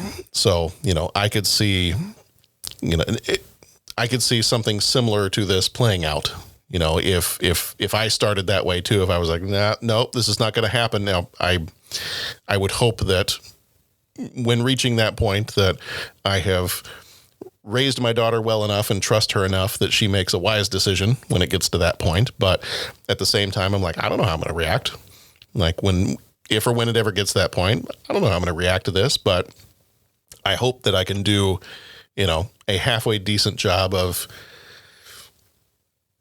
I don't know, accepting it or, dealing with it. I don't know what the right word is for it, but yeah, I kind of watch this movie as an adult now and I go, okay, this is a very different, having not seen it since I was probably about 12 years old, it's a very different viewing experience now. Mm-hmm. Yeah. And my wife actually just texted me and said, our front yard is too small for swans, just so we know. So what about a tulip border? We could probably do a tulip border. Yeah. Okay. We could probably do that. And what's even funny about that, if you watch this movie on the surface level, it's like, yeah, I mean, come on, if a wedding, you got to be careful because sometimes these things can get out of hand and the money. And it was just like, based on what I saw, it doesn't look like the Banks family was hurting for money too badly. No, I'm just, and again, I mean, they don't live in Bel Air, but yeah, it's just like, we don't drive expensive cars. Yeah, you drive a classic British sports car. Right. Right. Like, what's expensive to you? Because I'm thinking that's an expensive car, and not just because it's a sports car. Classic British. Okay. So anyways, enough said about that. But in all seriousness, I think they don't need to interrogate that at all because, that's kind of beside the point. He's being all stingy about money and all that kind of stuff. They clearly can afford it, right? it was... because it's not about the money. Right. And that's the thing that I think the lesson in this, and kind of going off what you're saying, John, and question about, how you, with your daughters and everything, it's the realization that words matter, right? Words matter. And that's what he was realizing, is that his words was hurting his daughter. And it's like, you got to be like, what is the message you're reinforcing? And I catch that with my kids. I'm saying stuff, and then it's kind of like that. Take that step back and say, okay, I know what I'm driving at is important, but this is on me because what I'm saying and how I'm saying it, they're missing the point and they're getting hurt. So what I'm trying to teach them and show them or impart to them or whatever is not getting taught or imparted or taught, whatever. And I'm doing damage. And that's when he looked and he saw, oh, she's looking at the magazine. It's oh, yeah, man, everything, all those little snide comments I'm making. Yeah, that's hurting her. Right. Like and I think that was the power of it. It's just be careful what you say. Think about how you're going to say what you need to say. You know what I mean? It's, you got to be careful of how you say things, right? Not just kind of the message. And depending on how you say it, your message isn't going to get through, Well, and I think with any child, son or daughter, doesn't necessarily matter, but I think with any of that, there's a certain sense of, you have raised them, like you've brought them this far in their life and you want them to make the right decisions and you want them to be safe and you want all those things for them. And then you reach a certain point where it's like, all right, I don't have any control over this anymore. Like I've done what I can do. I have to trust that what I felt like I did as a parent has prepared them for this. And, maybe I absolutely love the person that they are engaged to. Maybe I absolutely cannot stand this person, but I think you reach a certain point where you kind of gotta, not that you completely give up. If you think it's a really terrible person, I think I would jump in and, have some comments about that. But I think it reaches a certain point where you've got that balance between how much longer can I still protect them versus, all right, well, did what I can do. The rest is kind of up to them now. Yeah. I think that's what this movie does so well it strikes that balance. I think we've said repeatedly, it strikes that balance of, he lets go right when he needs to. Like he might hold on just a little bit longer, but he does let go right when he needs to. And it works well. And it shows like that depth of parenting, it's like, you can't just control the kids till they're 18. Like you got to teach them to make those decisions, right? You got to teach them so that they can analyze and blah, blah, blah. It'd be called like decentralized command, or here's one you're going to laugh. Distinguished on the Danielson framework. You're not telling the kids what to do. They know what they're supposed to be doing and doing it right. And it's sort of like, you believe that in this movie, like he's struggling, but again, it's not because, oh man, Annie really, she isn't a good judge of character, or, oh man, Annie's not, it's all him being selfish. And that's where the Diane Keaton character is so amazing at reminding him of that you totally believe that they did a great job parenting her and in teaching her all those things. This whole struggle isn't because she's not ready equal to the task. It's because he's being selfish. And when he finally realizes and sees her for what she has become, and it's a beautiful story. And you don't need any backstory. All those things were in place. I got to say, I'm kind of on this topic, and since I have a public forum to be able to share this, there is a song that I absolutely hate that deals with this topic. And I don't remember who sings it, but I felt like for a stretch of time, anytime I'd go into a store, they were playing it over the speaker system.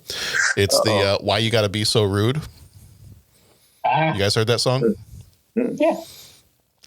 It is quite popular right now for whatever reason. Yeah, it's been out for several years. Like I don't know exactly when it first came out, but it's basically the lyrics are it's like sung from the perspective of a guy that is dating a girl and the father doesn't like him, and so a band called Magic. Magic, okay, and then let's see, the chorus is. Well, here's one of the verses. Can I have your daughter for the rest of my life? Say yes, because I need to know. You say I'll never get your blessing till the day I die. Tough luck, my friend, but the answer is no. And then the chorus is, why you got to be so rude? Don't you know I'm human too? Why you got to be so rude? I'm going to marry her anyway. Marry that girl, marry her anyway. Marry that girl, no matter what you say. And I hate that song. I absolutely cannot stand that song. And I'm like, you know what? I'm not that I picture myself as being an overbearing father, but I'm sorry. If that person was the one dating my daughter, I mean, I've never thrown anybody through a glass door or a window, but I kind of feel like Nora, take notes. There's a first time for anything. Yeah, Nora may be listening to this, so right. Yeah. So Why do Nora, I have a feeling that Nora wouldn't have anything to do with a person like that? And see, that's kind of part of my point. Is like I hope that whatever we've instilled is that if the person that you're with is that kind of a special jerk, that you'd avoid that anyway. So rude. Yeah. Thanks, Jeff. Gonna marry her anyway. Yep, I hate that song. Girl, gonna marry her anyway. Yeah. No, the only thing that would make that song worse is if there was a special appearance in The Room 2 by Bobcat Goldthwait singing that song. Oh, boy. I'm not even going to try. No. Hey, Mark, why you gotta be so rude? All right. Well, do we have anything else we want to say about this movie before we go into 3 questions? Yes. Say it. I always feel bad when his family can't see his vision of a wedding at home. Mm-hmm. I think his vision of a wedding at home is very sweet. It's adorable. And I always feel bad and he gets excited about it. Like, this is the first time he's showing excitement about this wedding. And all of a sudden everyone in this family like, what is wrong with you? And he doesn't understand why they're not why they don't get it. And it's clearly they're not seeing what he's seeing. And I just feel bad for George. He's finally excited. He's finally happy. And they yuck his yum. This is when he suggests the steak pit and they say no, the backyard. And he looks over his shoulder and he kind of realizes like what that's going to look like in the backyard. It's like balloons and tablecloths and picnic tables. Him at the grill. Yep. Yeah, he's grilling up food and everyone's just sort of hanging out, having fun. And I don't know. I just always feel kind of bad that like his family didn't get it. And before they took the opportunity to try to get it, they all just crapped on his idea. I want to go back and watch that now because I thought that he looked and he was like, oh, this is what they want? Like, but you're saying like he was looking and saying, oh, cool. I can get behind this. I want to go back and watch that scene then. Rewatch that scene. That was like him daydreaming because he was like passing food to people and he was like, yeah, here, take these and take it. And it was it was like his daydream of what the perfect wedding reception would be. Just informal, family, fun. That's why I don't worry too much about Nora because when that scene came up, she's looked at, she's like, that looks like fun. Like, all right, you keep that in mind then. For her, write it down. I did it. Put it in a fireproof box. John did tell me I was right the other day, and I did have the opportunity to record him saying it. So I do have that to play back anytime I need. Timed it just right. And think of all those things that he did for the wedding behind the scenes to make sure it went smoothly. And like the whole family's like, where is George? He's missing this. Like, what's wrong with him? And it's like, did anyone say, hey, where is he? Is he okay? Like, oh, he's out front parking all the cars. Well, let's lend a hand, and there's a little side in that too, where, I mean, yeah, he was putting his foot down. He didn't suffer in silence in terms of the whole wedding and the idea. But once he realized that was important to the family, he didn't once complain to his wife. Well, I missed it because I was out and no one else was helping me. Like, he just put his head down and took care of business. So I think that was a powerful scene too, is because you realize, yeah, he's not a bad guy. Yeah, he was struggling with this thing, but you can imagine that for 22 years, okay, yeah, he was the dad and here's the plans and here's this. But maybe he was also the one behind the scenes spinning all the plates like, okay, I'll accept it. This is what you want. I'm going to do everything I can to make it happen. And at the wedding, he did suffer in silence. Like, I thought that was it was funny that, parking the cars and the kids driving the cars, But when you look at what was happening there, that was pretty cool. Like, so okay. Anytime you start being overexposed to something, you start to pick up on its flaws, right? Oh. And this happens with movies. I wonder if you're going to say the same thing I am. The more you watch a movie, the more you start to think, like, wait a minute. And, for example, a year ago or so, Thomas was really into watching Toy Story. And we had Toy Story on once a day. And for a while, I was like, yeah, Toy Story, all right. But then you start really picking up on some of the intricacies. Like, wait a minute, this doesn't make sense. That doesn't make sense. And there was something that stood out about this movie that I was just like, hold on a second. So the whole wedding, he's trying to see Annie. Is there no father-daughter dance? That's exactly what I was going to say. Well, the way they play it is he missed it because he was parking cars and they didn't wait for it. I don't think that they would. No. I don't buy that they wouldn't have a father-daughter dance. No, that's exactly. I'm glad you brought that up because that's my exact only criticism, pretty much, of this movie is the relationship he has with his daughter. It's very sweet that she calls from the airport at the end, but I cannot picture with as intricately as they've planned everything else, and they've got this wedding planner, to pull everything together. I have a very hard time believing. So I'm really glad you mentioned it, Jeff. That was the one part that I was like, no. This father-daughter relationship, they're not missing their father-daughter dance. I do not buy it for a minute. Yep. That's like the big part of this movie where I totally bump. Yeah. I just blame Frank. Well. I blame him for, pushing the wedding along. They missed the dance. Exactly. Yeah. The other part I bumped on is when she comes in from having a fight with Brian and she goes upstairs. And then she's like, he got me this gift. And there's a blender laying on the bed. Like, well, wait, where did this come from? You just came inside holding nothing. Right. But then they're fighting about this gift, but it's already in the house. She opened it at the house, got offended, and then went to go see him. So I was able to justify that one in my head. Didn't you just have that fight on the phone then? Like that? I don't know. But the whole no father-daughter dance, as traditional as they tried to make everything for this wedding, I don't buy for a minute that would have happened that way. Well, and even if Dad isn't at the wedding because he's keeping all the plates spinning and all that, and everyone's kind of focused in the moment and not worried about, if they're going to say, wait a minute, no, seriously, where is the guy? Let's get it back. They're going to say it at some point, Honestly, Jeff, I thought you were going to bump on the fact that when the kids were parking the cars and he slams on the brakes, the tires squealed on grass. That's honestly what I noticed. I'm like, wait a minute. I mean, I totally noticed that too, but okay. I figured you were going to bring that one up. No, I get what you're saying. The father-daughter dance. All right. Any final thoughts on this one? I've got lots of thoughts, but we can just wrap this thing up because I can talk about this movie for a long time. Very true. All right. It's time for 3 questions. He asks each traveler 5 questions. 3 questions. 3 questions.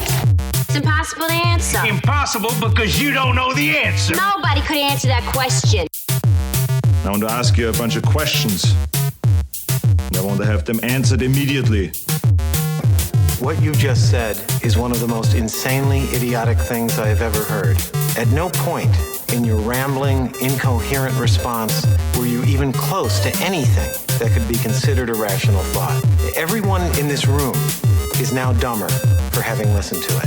I award you no points, and may God have mercy on your soul. All right. Question number 1. Did you have any drama at your wedding? And I can add a little ellipsis at the end, ... that you are willing to talk about. I will say mine's pretty straightforward and simple. We didn't have any drama at our wedding at all. Sharon pretty much planned the entire thing and had everything, worked out to a T. She was basically, I don't want to think of it this way. I was going to say she was our Frank, but that's not quite the same. But no, she had everything planned out. Everything was, all lined up and all that. We did not opt for the chipper chicken, but the only drama that we really had, and Bo, you probably remember this, was there was a really terrible storm the morning of the wedding. And so they were, the ladies were having to get their hair done by the light of emergency lighting at the, and we had a morning wedding too. So they were up at like 5 o'clock in the morning with emergency lighting. The ceremony was pretty early. I remember that. The ceremony was at 10 a.m. That's what I was about to say, but God, it's been a long time. Yeah. And so there was a really bad storm that morning, and you were driving me to the church. And so I feel like we had to take like 3 different detours because there were trees down in the middle of the road. And God, that's right. Yeah. I drove by that church the other day. Oh, did you? I had to go up for jury duty. Yeah. But yeah, we had to take a couple of different detours because there was a tree down on, was that Rockland Road? I think we tried to go that way first. Oh and my God. Yeah, we were like, we're never going to get there. And you never know. Like once we got to the actual reception and started taking photos, you'd never know that there was this catastrophic thunderstorm that morning. No, but everything was great. Yeah. I love that room you guys had. Yeah, it was nice. Was that, what was it called? Mid-Lane Country Club? Yeah, now it's probably got a different name now. Yeah, Mid-Lane's still in the name somewhere, but they have a totally different name for the banquet facilities. I actually was just at a wedding up there. Not in the same room, in one of the others, but I was super excited at the prospect of like overflowing into the room next door that was more of like the bar area, because there were these cages hanging from the ceilings that had metallic sharks in them. Yeah, so and I was like, how do we incorporate that into the wedding? So I may have been to another wedding at that facility a few years later. Okay. And it may have been an evening wedding, and it may have closed. We may have closed down the wedding and then gone into that club. Oh, there you go. Let's just say there weren't sharks in those cages by the time I got to the club. Okay. Other things were in the cages. Interesting. Yeah, I mean, yes, yes it was. Having visions of the new Dallas Cowboys stadium. There you go. It was a great wedding. Mm-hmm. Nice. So was yours. We had a good time. Yeah.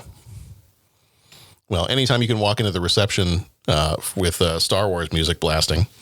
Yep, you got that. I did not get that at mine. I tried. I lobbied. That's all right. I was denied. That's all right. That's fine. That's fine. Mine was, I don't know if you'll remember, John, but when my, let's say at least half inebriated family decided to get up and all do what their version of a comedy routine or maybe a roast was. I do remember a little bit of that. My cousin started it because he fancies himself a stand-up comic, so he did his bit, and then all the rest of the uncles and aunts decided to join in. And yeah, when that picture scrolls by on the TV once in a while, Donna just shakes her head and keep meaning to go in and pull it out of the rotation so I don't get the dirty look that it causes. It's that if we didn't invite your family, that wouldn't have happened look. I think that was at some point, I think that was a conscious choice was, are we going to hand the microphone to any random people? No? Okay, good. No, don't. Just don't. Yeah. That would be my suggestion because, wow. Yeah.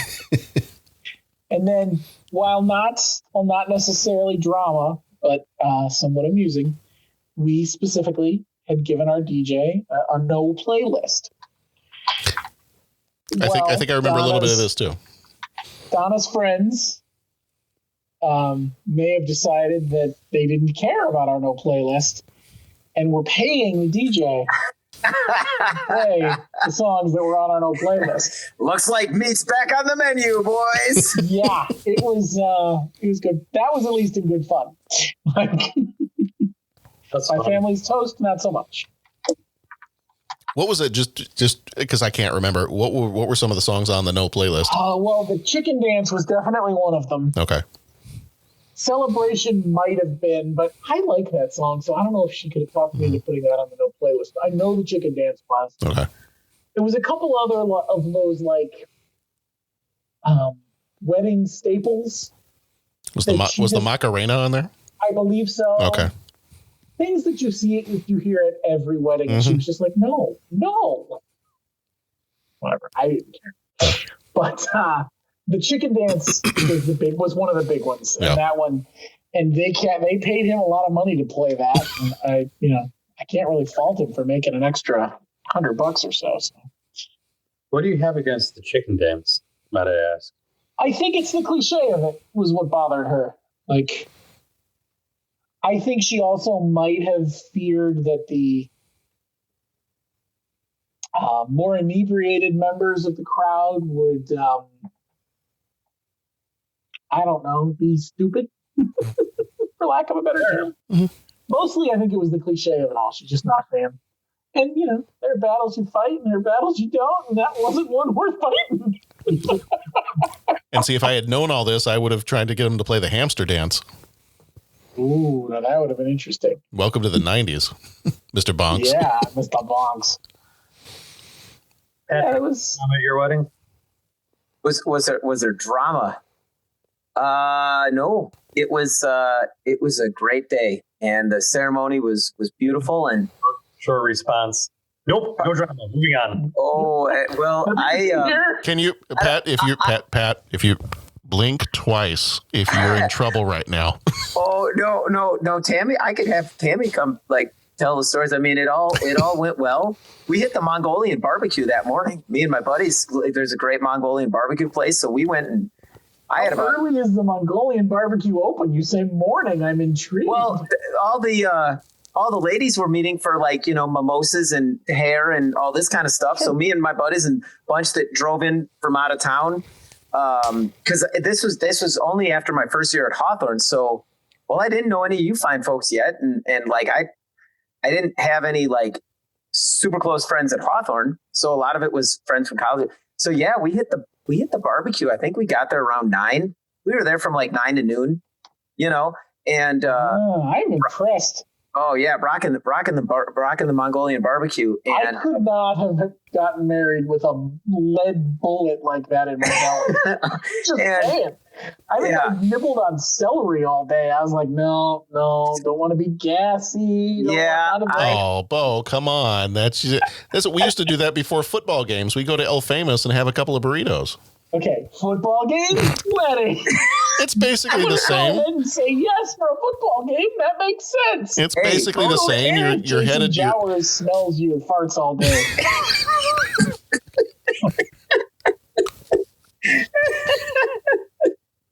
Last thing I wanted to do was rip one in the middle of the reception. That's not a good look, man. Or even worse, 3 hours after the reception. Okay, but seriously now. No, but that was good. The reception was a perfect blend of all different friends from different quadrants of my life, and things got a little animated, and then as the night went on, things got more animated, and we had a shuttle bus that took people back and forth to the hotel. We had the block of rooms, right? My buddies from college, of which there were 20 or 30, managed to only rent one room. So that was good. That's outstanding. And, the problem was the beer that they kept cold. The way they did it was pull the sofa over in front of the air conditioner, cranked it all the way down to low, and put the beer in the sofa. Anyways, but that party started.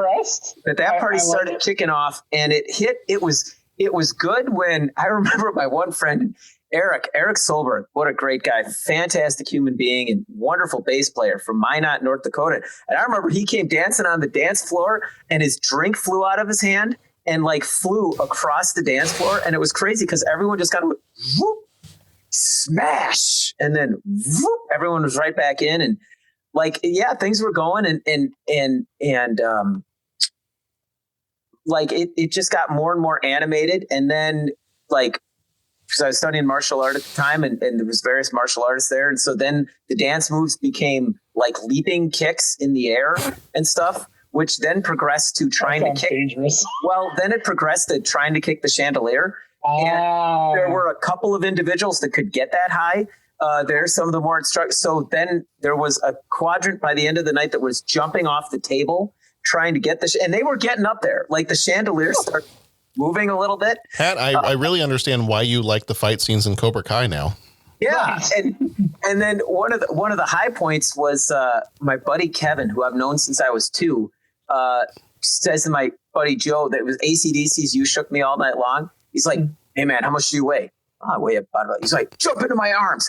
He's like, "What?" "Jump into my arms." And so he played my friend like a guitar for the guitar solo, and it was the most amazing thing that So things like that went, and apparently the shuttle bus, my buddy conned them into staying until 12:45. The shuttle bus was supposed to stop at 10, but he conned them, and he's just like, "Hey, it'll be 5 more minutes. Can you just hang out?" "Cool, man. Thanks."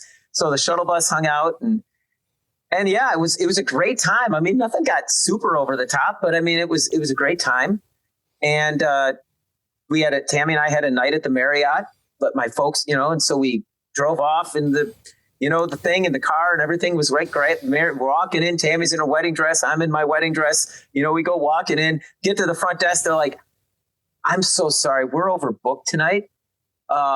But we've booked you across town in our overflow place. So here's some chocolate covered strawberries. Here's some champagne. Just drive down the road. And thanks. Congrats." And so it was like, okay. So we walked out of the hotel and then went to the other hotel. And so that was the only kind of drama-ish thing, but we kind of laughed at that. My mom was mad. She's like, "Are you kidding me?" How do you overbook a wedding? Yeah, well, my mom called the next day with that very question. Got someone that was about to get married, who then turned around and said, "They did what? That's unacceptable." So then we got another night, for our 1-year anniversary, we got a night at the Marriott and the brunch. And that was very serendipitous because we went and saw Pirates of the Caribbean when we celebrated our anniversary, because that had just come out. And why was that important? Because the theater we went to had the current motorcycle I own in my garage sitting up on a pedestal in lights. So when I walked into the theater, I had kind of the Wayne brooch. "It will be mine. Oh, yes." And that's where I fell in love with that motorcycle. And so Tammy and I had to miss the first showing of Pirates of the Caribbean because I needed to sit in the lobby and appreciate the motorcycle from all angles. Okay. And so we went to a later showing and I ended up buying that motorcycle. And so it all comes together. So exact motorcycle or just that model?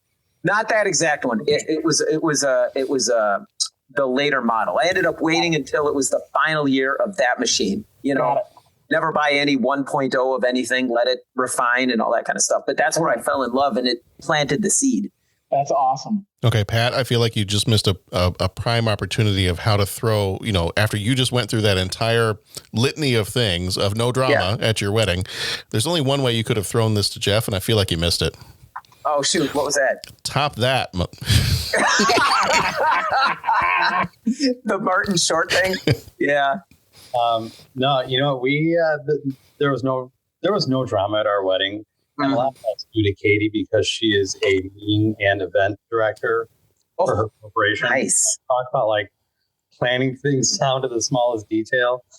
I stepped back a lot of the time. I was like, all right, these are the things I would like to see happen. Now do your thing, work your magic, and I'll see you at the wedding. It's really, honestly, the biggest thing I think that was an issue, which wasn't an issue at all. We had purchased 30 pairs of flip-flops in various sizes to have available on the dance floor for anyone that didn't want to wear their dress shoes. And it wasn't until we were cleaning up after the reception that we came across them. All of them had been shoved under a table or something. Oh, no. They never made it out. That was. If that's the only thing. Yeah, that's a good night. Our reception was absolutely. I mean, the whole day was incredible. Our reception. We had an awesome band, live music. That's awesome. I think 22-piece band. Oh, right on. That worked on a rotation so that some of them played while some rested. So they were constantly. There was always music. That's awesome. Jeff. It wasn't like band's going to take a 10-minute break. There was always music. Here, I'm going to pull this up. This band with incredible stuff. At one point, they were playing "When the Saints Go Marching In," and it was just Katie and I are parading through the dance floor with the band. And all of a sudden they just drop down on the floor and they start doing these, like, here's a picture from their website. Like the band starts laying on the floor and playing instruments. And at one point, Katie and I are up on stage with them and we're singing. And like, it was a hell of a party. Right on, brother. Yes. Dang, that band looks awesome, Jeff. Yeah, they were amazing. They were. Aren't those wedding bands just like amazing when they're good? Get a good one, yes. And you look at that, they can play anything, right? And if That's it's like the part that's so impressive. Like, can you play this tune? Yeah. Can you play this tune? Yeah. To that point, let me share this story with you real quick. Katie and I met in a production of The Music Man. She played Mary in the Library, and I played Marcellus Washburn. And my big number in that show was singing the song Shapoopy. And we thought, wouldn't it be funny? Well, first it was, what should the band, what music should be playing when the wedding party is introduced? Oh, it would be funny if we did 76 trombones. Oh, yeah, that'd be hilarious. And then it was one of those like, well, actually. And then it turned to, well, what song should we have playing when we get introduced? And we were like, we should do the Shapoopy because that'd be really funny. And those that know the story would think it's hysterical. And those that don't know the story would be like, okay, but whatever. So we tell this to the band. They're like, what songs do you want for this? What song do you want for this? First dance. What do you want for your entrance music? So we tell them, from, Music Man, we'll get your recordings. Like, no, we'll get it taken care of. Lo and behold, they learn the music for not only 76 trombones, but for the Shapoopy as well. So they play it live. Nice. They don't settle on a recording. They play it. They learned it just for our wedding, be able to play it live for our celebration. So circling back to your point of, when when you find the good band that is willing to do those things, it just top notch. Yeah. Yeah.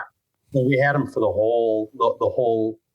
whole evening, right? A piano player in the lobby during drinks, a jazz combo during dinner, and then the full band for dancing afterwards. So that's awesome. Gentlemen of leisure, if you're listening, thank you so much for what you did for the wedding, because it was awesome. Yeah, man. That sounds awesome. All right, question number 2. If you were going to hold your wedding reception at a great restaurant like the Steak Pit, where would you hold it? I will say I love my children. Nora's first response was, well, if I'm going to do something fancy, I probably would do Olive Garden. Yeah. God bless her. Okay. Yeah. And then she went straight for my heart, and she said, no, actually, I would do it at Torchy's Tacos down in Texas. I was like, and yes, you would. and yes, you would. So say we all. Torchy's Tacos. Like it. Portillo's? Does Portillo's count? Sure. Why not? Well, because then, see, especially if you did the one in Vernon Hills, you could have kind of like the 30s, kind of the 30s themed wedding. You could have like a themed wedding. So that would be my choice, but that'd be kind of fun. That'd be a great after reception stop. Yeah. I'll tell you, I was at a wedding that they brought in the hot dog stand. Have you guys ever been to one of those? Like at midnight, all of a sudden, in comes the hot dog stand, and it was like hot dogs and fries and tacos and basically just that kind of a thing. And it was the reception's been going for about 4 hours. Dinner was 4 hours ago, and the party's still going. Here's the next round of food. I was the one where a taco truck rolled up, and I was like, "Oh yeah, yes, buddy." Yes. I missed the late night snacks at my wedding. Never quite made it over there. Yeah, well, yeah, I'm sorry, man. There's the drama for you. Yeah. So I've still never been to one of these restaurants, but Pat, you've told me about it several times, and I'm just trying to picture. I'm like, would I do something like a Portillo's or something like that? I feel like if I was going to kind of straddle that line of, okay, well, it's still a restaurant, so it's not where you typically go for a reception, but I'm also not going to go like crazy super fancy because our model here is the steak pit. What is the Pat? You've told me about this before. The restaurants where they bring out the meat on swords. I still, I still have never been. Death by meat? Yeah. Aye. On swords. Mm-hmm. Swords with meat. Mm-hmm. As a fellow large mammal, John, I feel we have failed you, but you have never been to one of these places. Well, that's as soon as the quarantine is lifted and things are back to normal, maybe we can have like a 30 podcast roundup at in Rosemont. Yeah. Yes. Oh, and we should go on Sunday at like noon because you haven't really eaten yet, so you're ready to just gorge. And extra little breakfast stuff is good too. That's the thing. You want to make sure you prepare by not eating for at least a day ahead of time. Yeah. You eat an early, like 4:00 dinner the night before, and then that's it, kids. The last time I went to one of those was on a Saturday right before Super Bowl Sunday. And we all went to a Super Bowl party the next day, and the host of the party ordered all this food. And we were all just looking at each other like, no, still can't eat anything. It still hurts. It hurts so bad. I'm getting the meat sweats the next day. Meat sweats are a real thing, folks. I'm here to tell you. Would you like a Triscuit? No, I can't even. I can't. No. You don't even know. Do you have a 7-Up? Because that's about what I can handle. All right. So anyway, that's my take. There it is. A Brazilian steakhouse. Brazilian steakhouse. Yes. Nice. I might have to go with the Lucky Monk. Nice room. Okay. Yeah. There you go. Yeah. Good call. Where is the Lucky Monk? I don't. South Barrington. So it's Barrington Road and 90. Okay. Same parking lot as the Barrington AMC. Mm-hmm. May or may not exist after quarantine is over. Right. That is. I don't think I went there with you, Jeff. I went there with somebody I worked with at the Apple store. When I saw Man of Steel like 3 times in 24 hours when it first came out.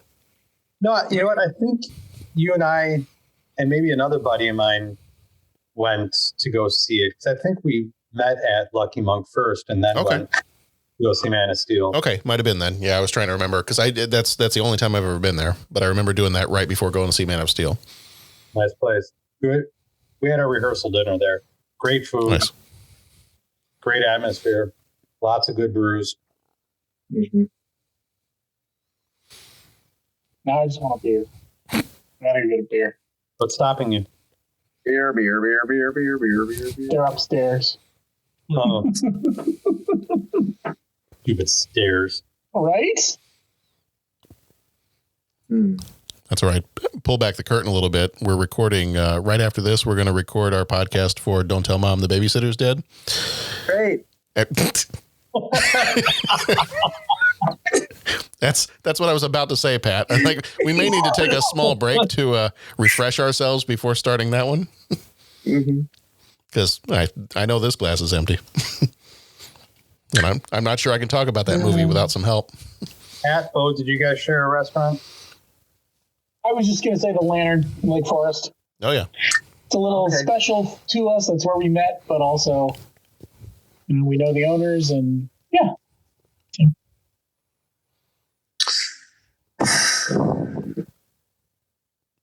Pita Inn, right, Pat? Pita Inn would be outstanding. Yeah. I'll be honest. Like if we were gonna like knowing the owners, Bonta in Lincolnshire, fantastic Italian restaurant and like a grocer and all that kind of stuff. And we know the owners and they're just wonderful food. That would be a choice. If I was going more general, Yeah, honestly, kind of hearkening back to when we actually did get married, man, Mongolian barbecue. You know what I'm saying? Just head out. It's already part of your story. You might as well make it. Yeah, man, rock that stuff, because that's, boy, good. And yeah, I think that's where it would be. I don't know. Now that we're talking about this, I'm getting all excited. Like, I don't know. I mean, it costs you an arm and a leg, and it's completely ridiculous. But boy, I don't know. Maybe every time you mark like 10 years in your wedding, or 20 years, maybe every 25 years, you should throw another wedding reception. You know what I'm saying? I just invite all the people, that invite your new friends, and because they if they're done right and the focus is on where it should be, it just can be such a. What was that? If done right, no can. Yeah, and just a wonderful gathering. And I mean, let's be honest, right? Marriages are work. It's not all like your wedding night. So those would be well, at least for my wife, she has to put up with me. So for her, it's a lot of work. And it just kind of reminds you of the good. I'm just thinking back to the wedding, and I'm sorry, listening audience, I hog that thing, but I got talking about my wedding, and it's just fun. It's just fun to relive those memories, and yeah, cool stuff. So I don't know. I'd say Bonta in Lincolnshire, listening audience, if you're in Lincolnshire, check them out. Fantastic restaurant. If I wasn't going Italian, I'd say Mongolian barbecue would be great. So good times. All right. Question number 3. How did it go meeting your in-laws for the first time? This is an easy one for me. And I might have met them very quickly.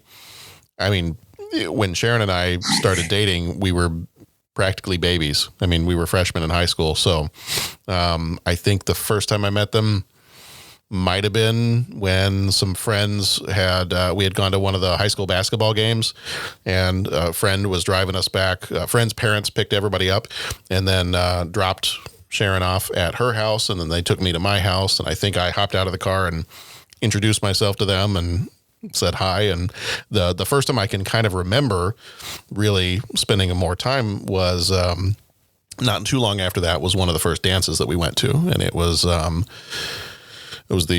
turnabout dance. That would have been probably in February. And so they ended up driving us, because at that point we didn't have driver's license. So they ended up driving us to the restaurant and then picking us up and driving us back to the high school for the dance. And so, I mean, that little bit of a different experience when you're only 15 at the time. Mm-hmm. Did not know necessarily at that point they would be the in-laws someday. Mm-hmm. Takes a little of the pressure off at that point, I suppose. Right. I never met my wife's parents. They had already passed on when we met. But I did meet her sister. What's funny is, as we were watching this movie, we were trying to recall if any of us remember that first meeting, and none of us do. We have speculation. But that's all we've got. Between the three of us, we have bupkis as to how that first meeting went, where it was, timing, we got nothing. Well, that's better than, God, Bo walked in and I could tell I hated his guts from the first moment. Right. Which, 50-50 shot most of the time. So yeah, it was odd, because as we were watching the movie, we were thinking about it. We couldn't come up with anything. So, I don't know. Funny. Patrick? Well, Jeff, would you like to talk about when you first met Katie, or do you want a bad cleanup?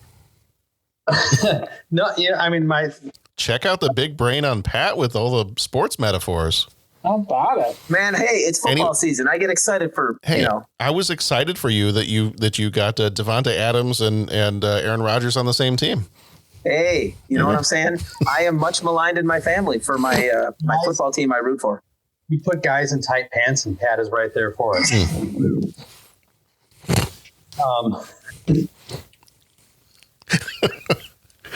Well, that was awkward. Anyway, I'm so glad I haven't started a YouTube channel for us yet. Oh God. What were we talking about? Your in-laws, meeting your in-laws, meeting Pat's in-laws. All right. So, as I mentioned, Katie and I met doing theater. Well, that was something she did with her family. So her sister and her mom had also been in some shows. So that's actually how I met her mom. We were in a couple shows together. Oh, cool. That's cool. I'd kind of already known her mom a little bit, and her aunt, actually. One of her aunts did shows as well, her mom's sister. So I'd already met some of the family before I had met Katie, actually. I'd done shows with her mom and her aunt before I'd even done shows with Katie. So then it was really like meeting. When was the first time I met her dad? I guess that's the question. I don't think we had started dating at that point. Maybe we had gone on one date by then, but I want to say it was at Theater Strike after Music Man. Strike is one for those of you that don't know all the terms. No, strike is when you tear down the set. So her whole family came to help do strike. So I want to say that's when I unofficially met her dad, but it wasn't any big like, Dad, this is Jeff, and like it was just sort of like, hey, this is my dad. Oh, hey, nice to meet you, Mr. Shack. And then it wasn't until the cast party that her folks hosted that I think her parents kind of realized there was something a little bit more going on with Katie and I, other than we were two people in the same show. You didn't get that moment of, Dad, I met a man on stage left and he's wonderful and brilliant. We're getting married. You didn't have that? No. No. Okay. I don't think so. Okay. I don't know if Katie ever had that conversation with her dad, but no. Well, the wonderful and brilliant part.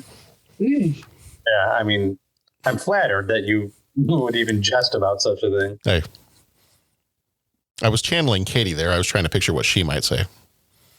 Well, don't do that because that's just going to lead to bad things. Okay, all right. I clearly, I've met Katie a few times, but I clearly don't know her well enough to know what she would say about you. We'll leave it at that. Okay. Speaking of which, Patrick. Well, John, I met Tammy and I met each other very much in the same manner that you and your wife met each other. I was a freshman in high school. She's a year ahead of me. She's a sophomore, but we met in high school very young. And, it's funny because we met through the band program and it was early on. It was the summer because I think it was like marching band was all in full swing and stuff. And they had a pool at her house and her family was having like a party, family. And so she could invite a bunch of friends. So she invited like a big chunk of high school friends over and that. And we were, playing and horsing around in the pool and there was the beach balls flying. And there was like a snorkel thing and someone whipped the beach ball at me and it was this enormous beach ball. And I took the snorkel to like hit it back across the pool. Well, I hit it and it the snorkel speared in this big, huge beach ball just deflates. Just, and I'm sitting there and I'm like, I'm 14 or, whatever. And it's just like, I'm fresh out of middle school and it's just like, okay, I'm at this other person's house, and all this kind of thing. And it was like, just broke her beach ball. Well, and it wasn't even like I was trying to impress this girl. It was like I was hanging out with a big group of friends and there was a family there. And, it was like, don't mess up. Okay. And I messed up and it was like, oh, and it was like, oh, don't worry about it. Don't worry about it. We'll get another. And I'm just thinking like, okay, they can't be that expensive.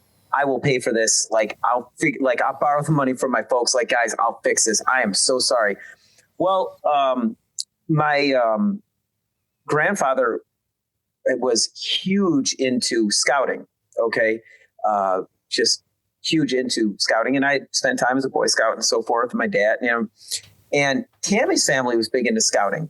And it was funny because her dad got wind that there was Canagallo was at the house. And he goes, oh, is that my grandfather Ambrose was huge into scouting? Is that Ambrose Canagallo's grandson? He was asking Tammy. Yeah. And I want to talk to him because like I said, my grandfather, and this has nothing to do with me, I'll brag about my grandfather, was huge in scouting and just very, very involved and kind of like a legend type of thing. And that has nothing to do with me. So I'm not bragging about me. I'm bragging. Well, about 5 minutes after I bust this huge beach ball, I get word that like from Tammy, like, hey, my dad wants to talk to you. And it was just like, oh, fudge. And like, I walked in the kitchen, they were sitting at the table and it was him and like, you know, like Tammy's uncle and family. And I walked in, I had the towel around, you know, I walked in, Patrick, right? Yes, Mr. Ferris. He goes, yeah, I wanted to talk to you. I said, if this is about the beach ball, I will pay for that. I am so sorry. I can go like now. And he goes, the beach ball?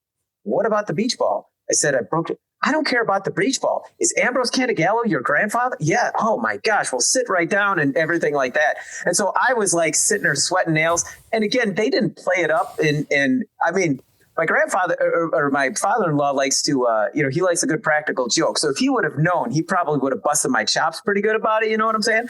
But would you say he would have given you a hard time about busting his balls? Yeah, I get that. There it is. There it is. But so no, that was the first time I met him.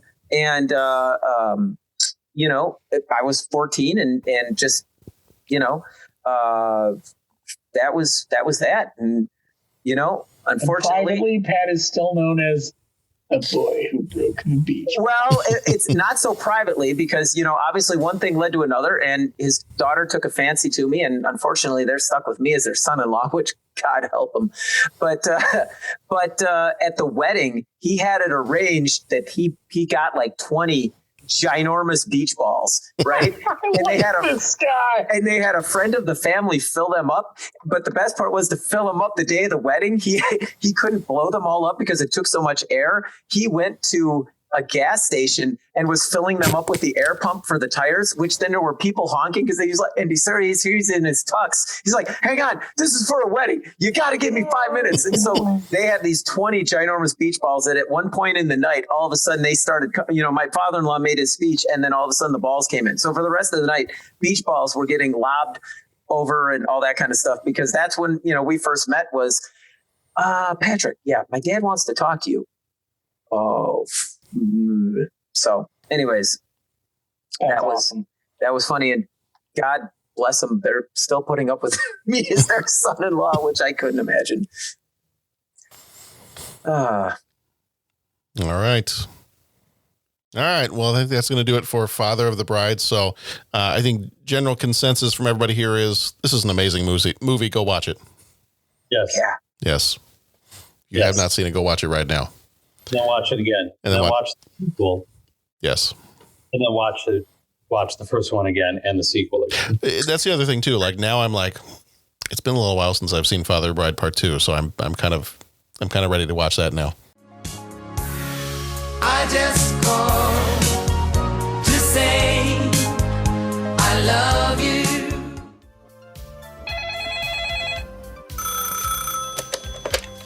Ed Rooney's office. Ferris Bueller's online too. Maybe. I guess you should have called. I did call earlier when using the phone. Earlier, when was that? Or later, when then I left a message. A message? What number did you call?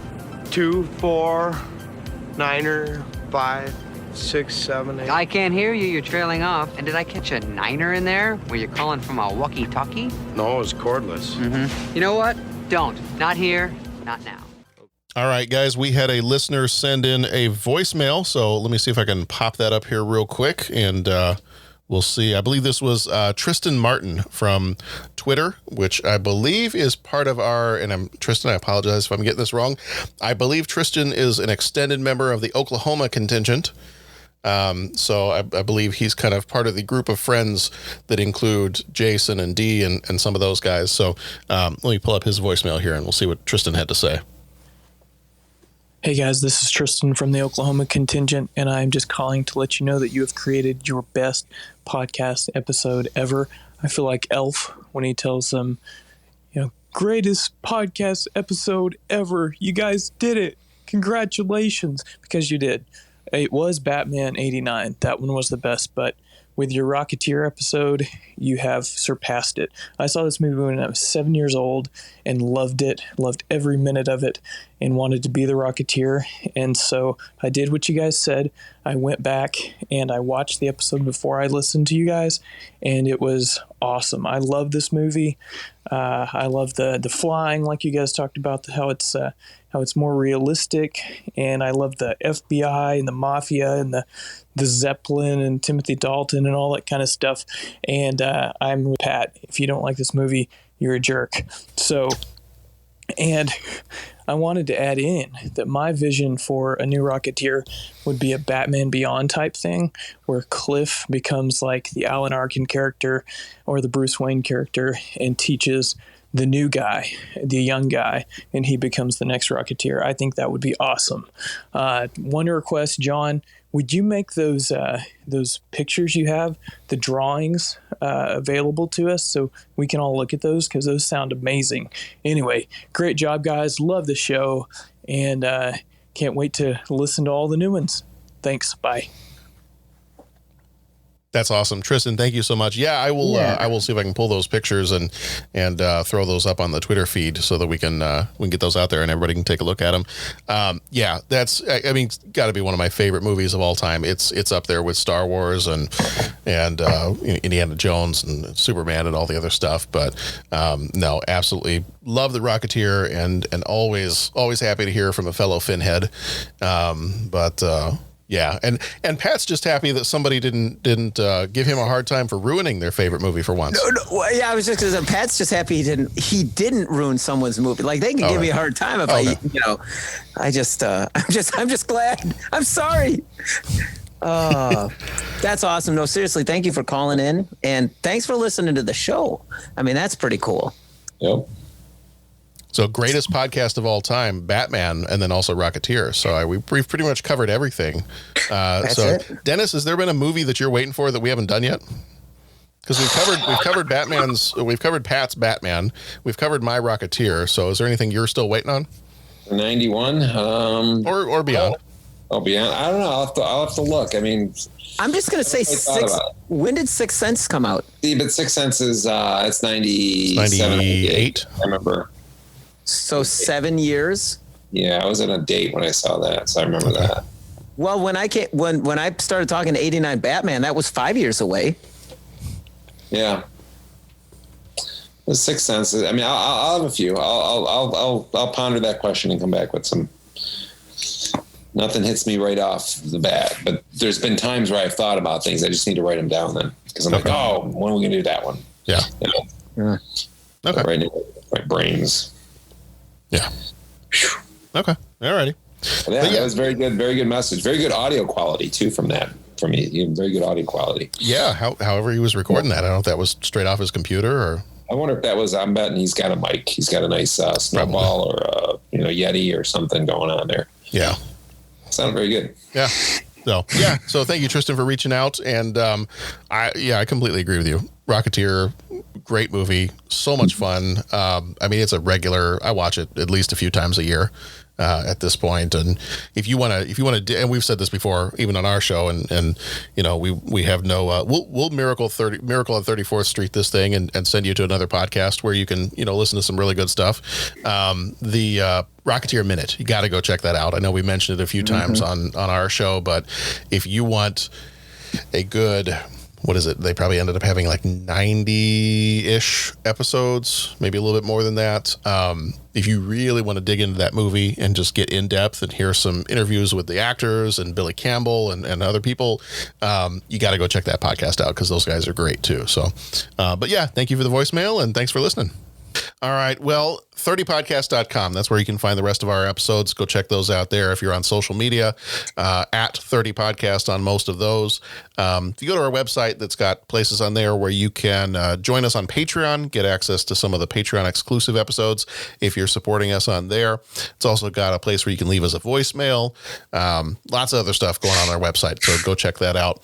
If you are looking ahead to the next couple of months or so, for the rest of February, we are in Family Month. Next week is Don't Tell Mom the Babysitter's Dead, and don't tell Pat that we're going to talk about that one soon. Let's see. The next one after that is Regarding Henry.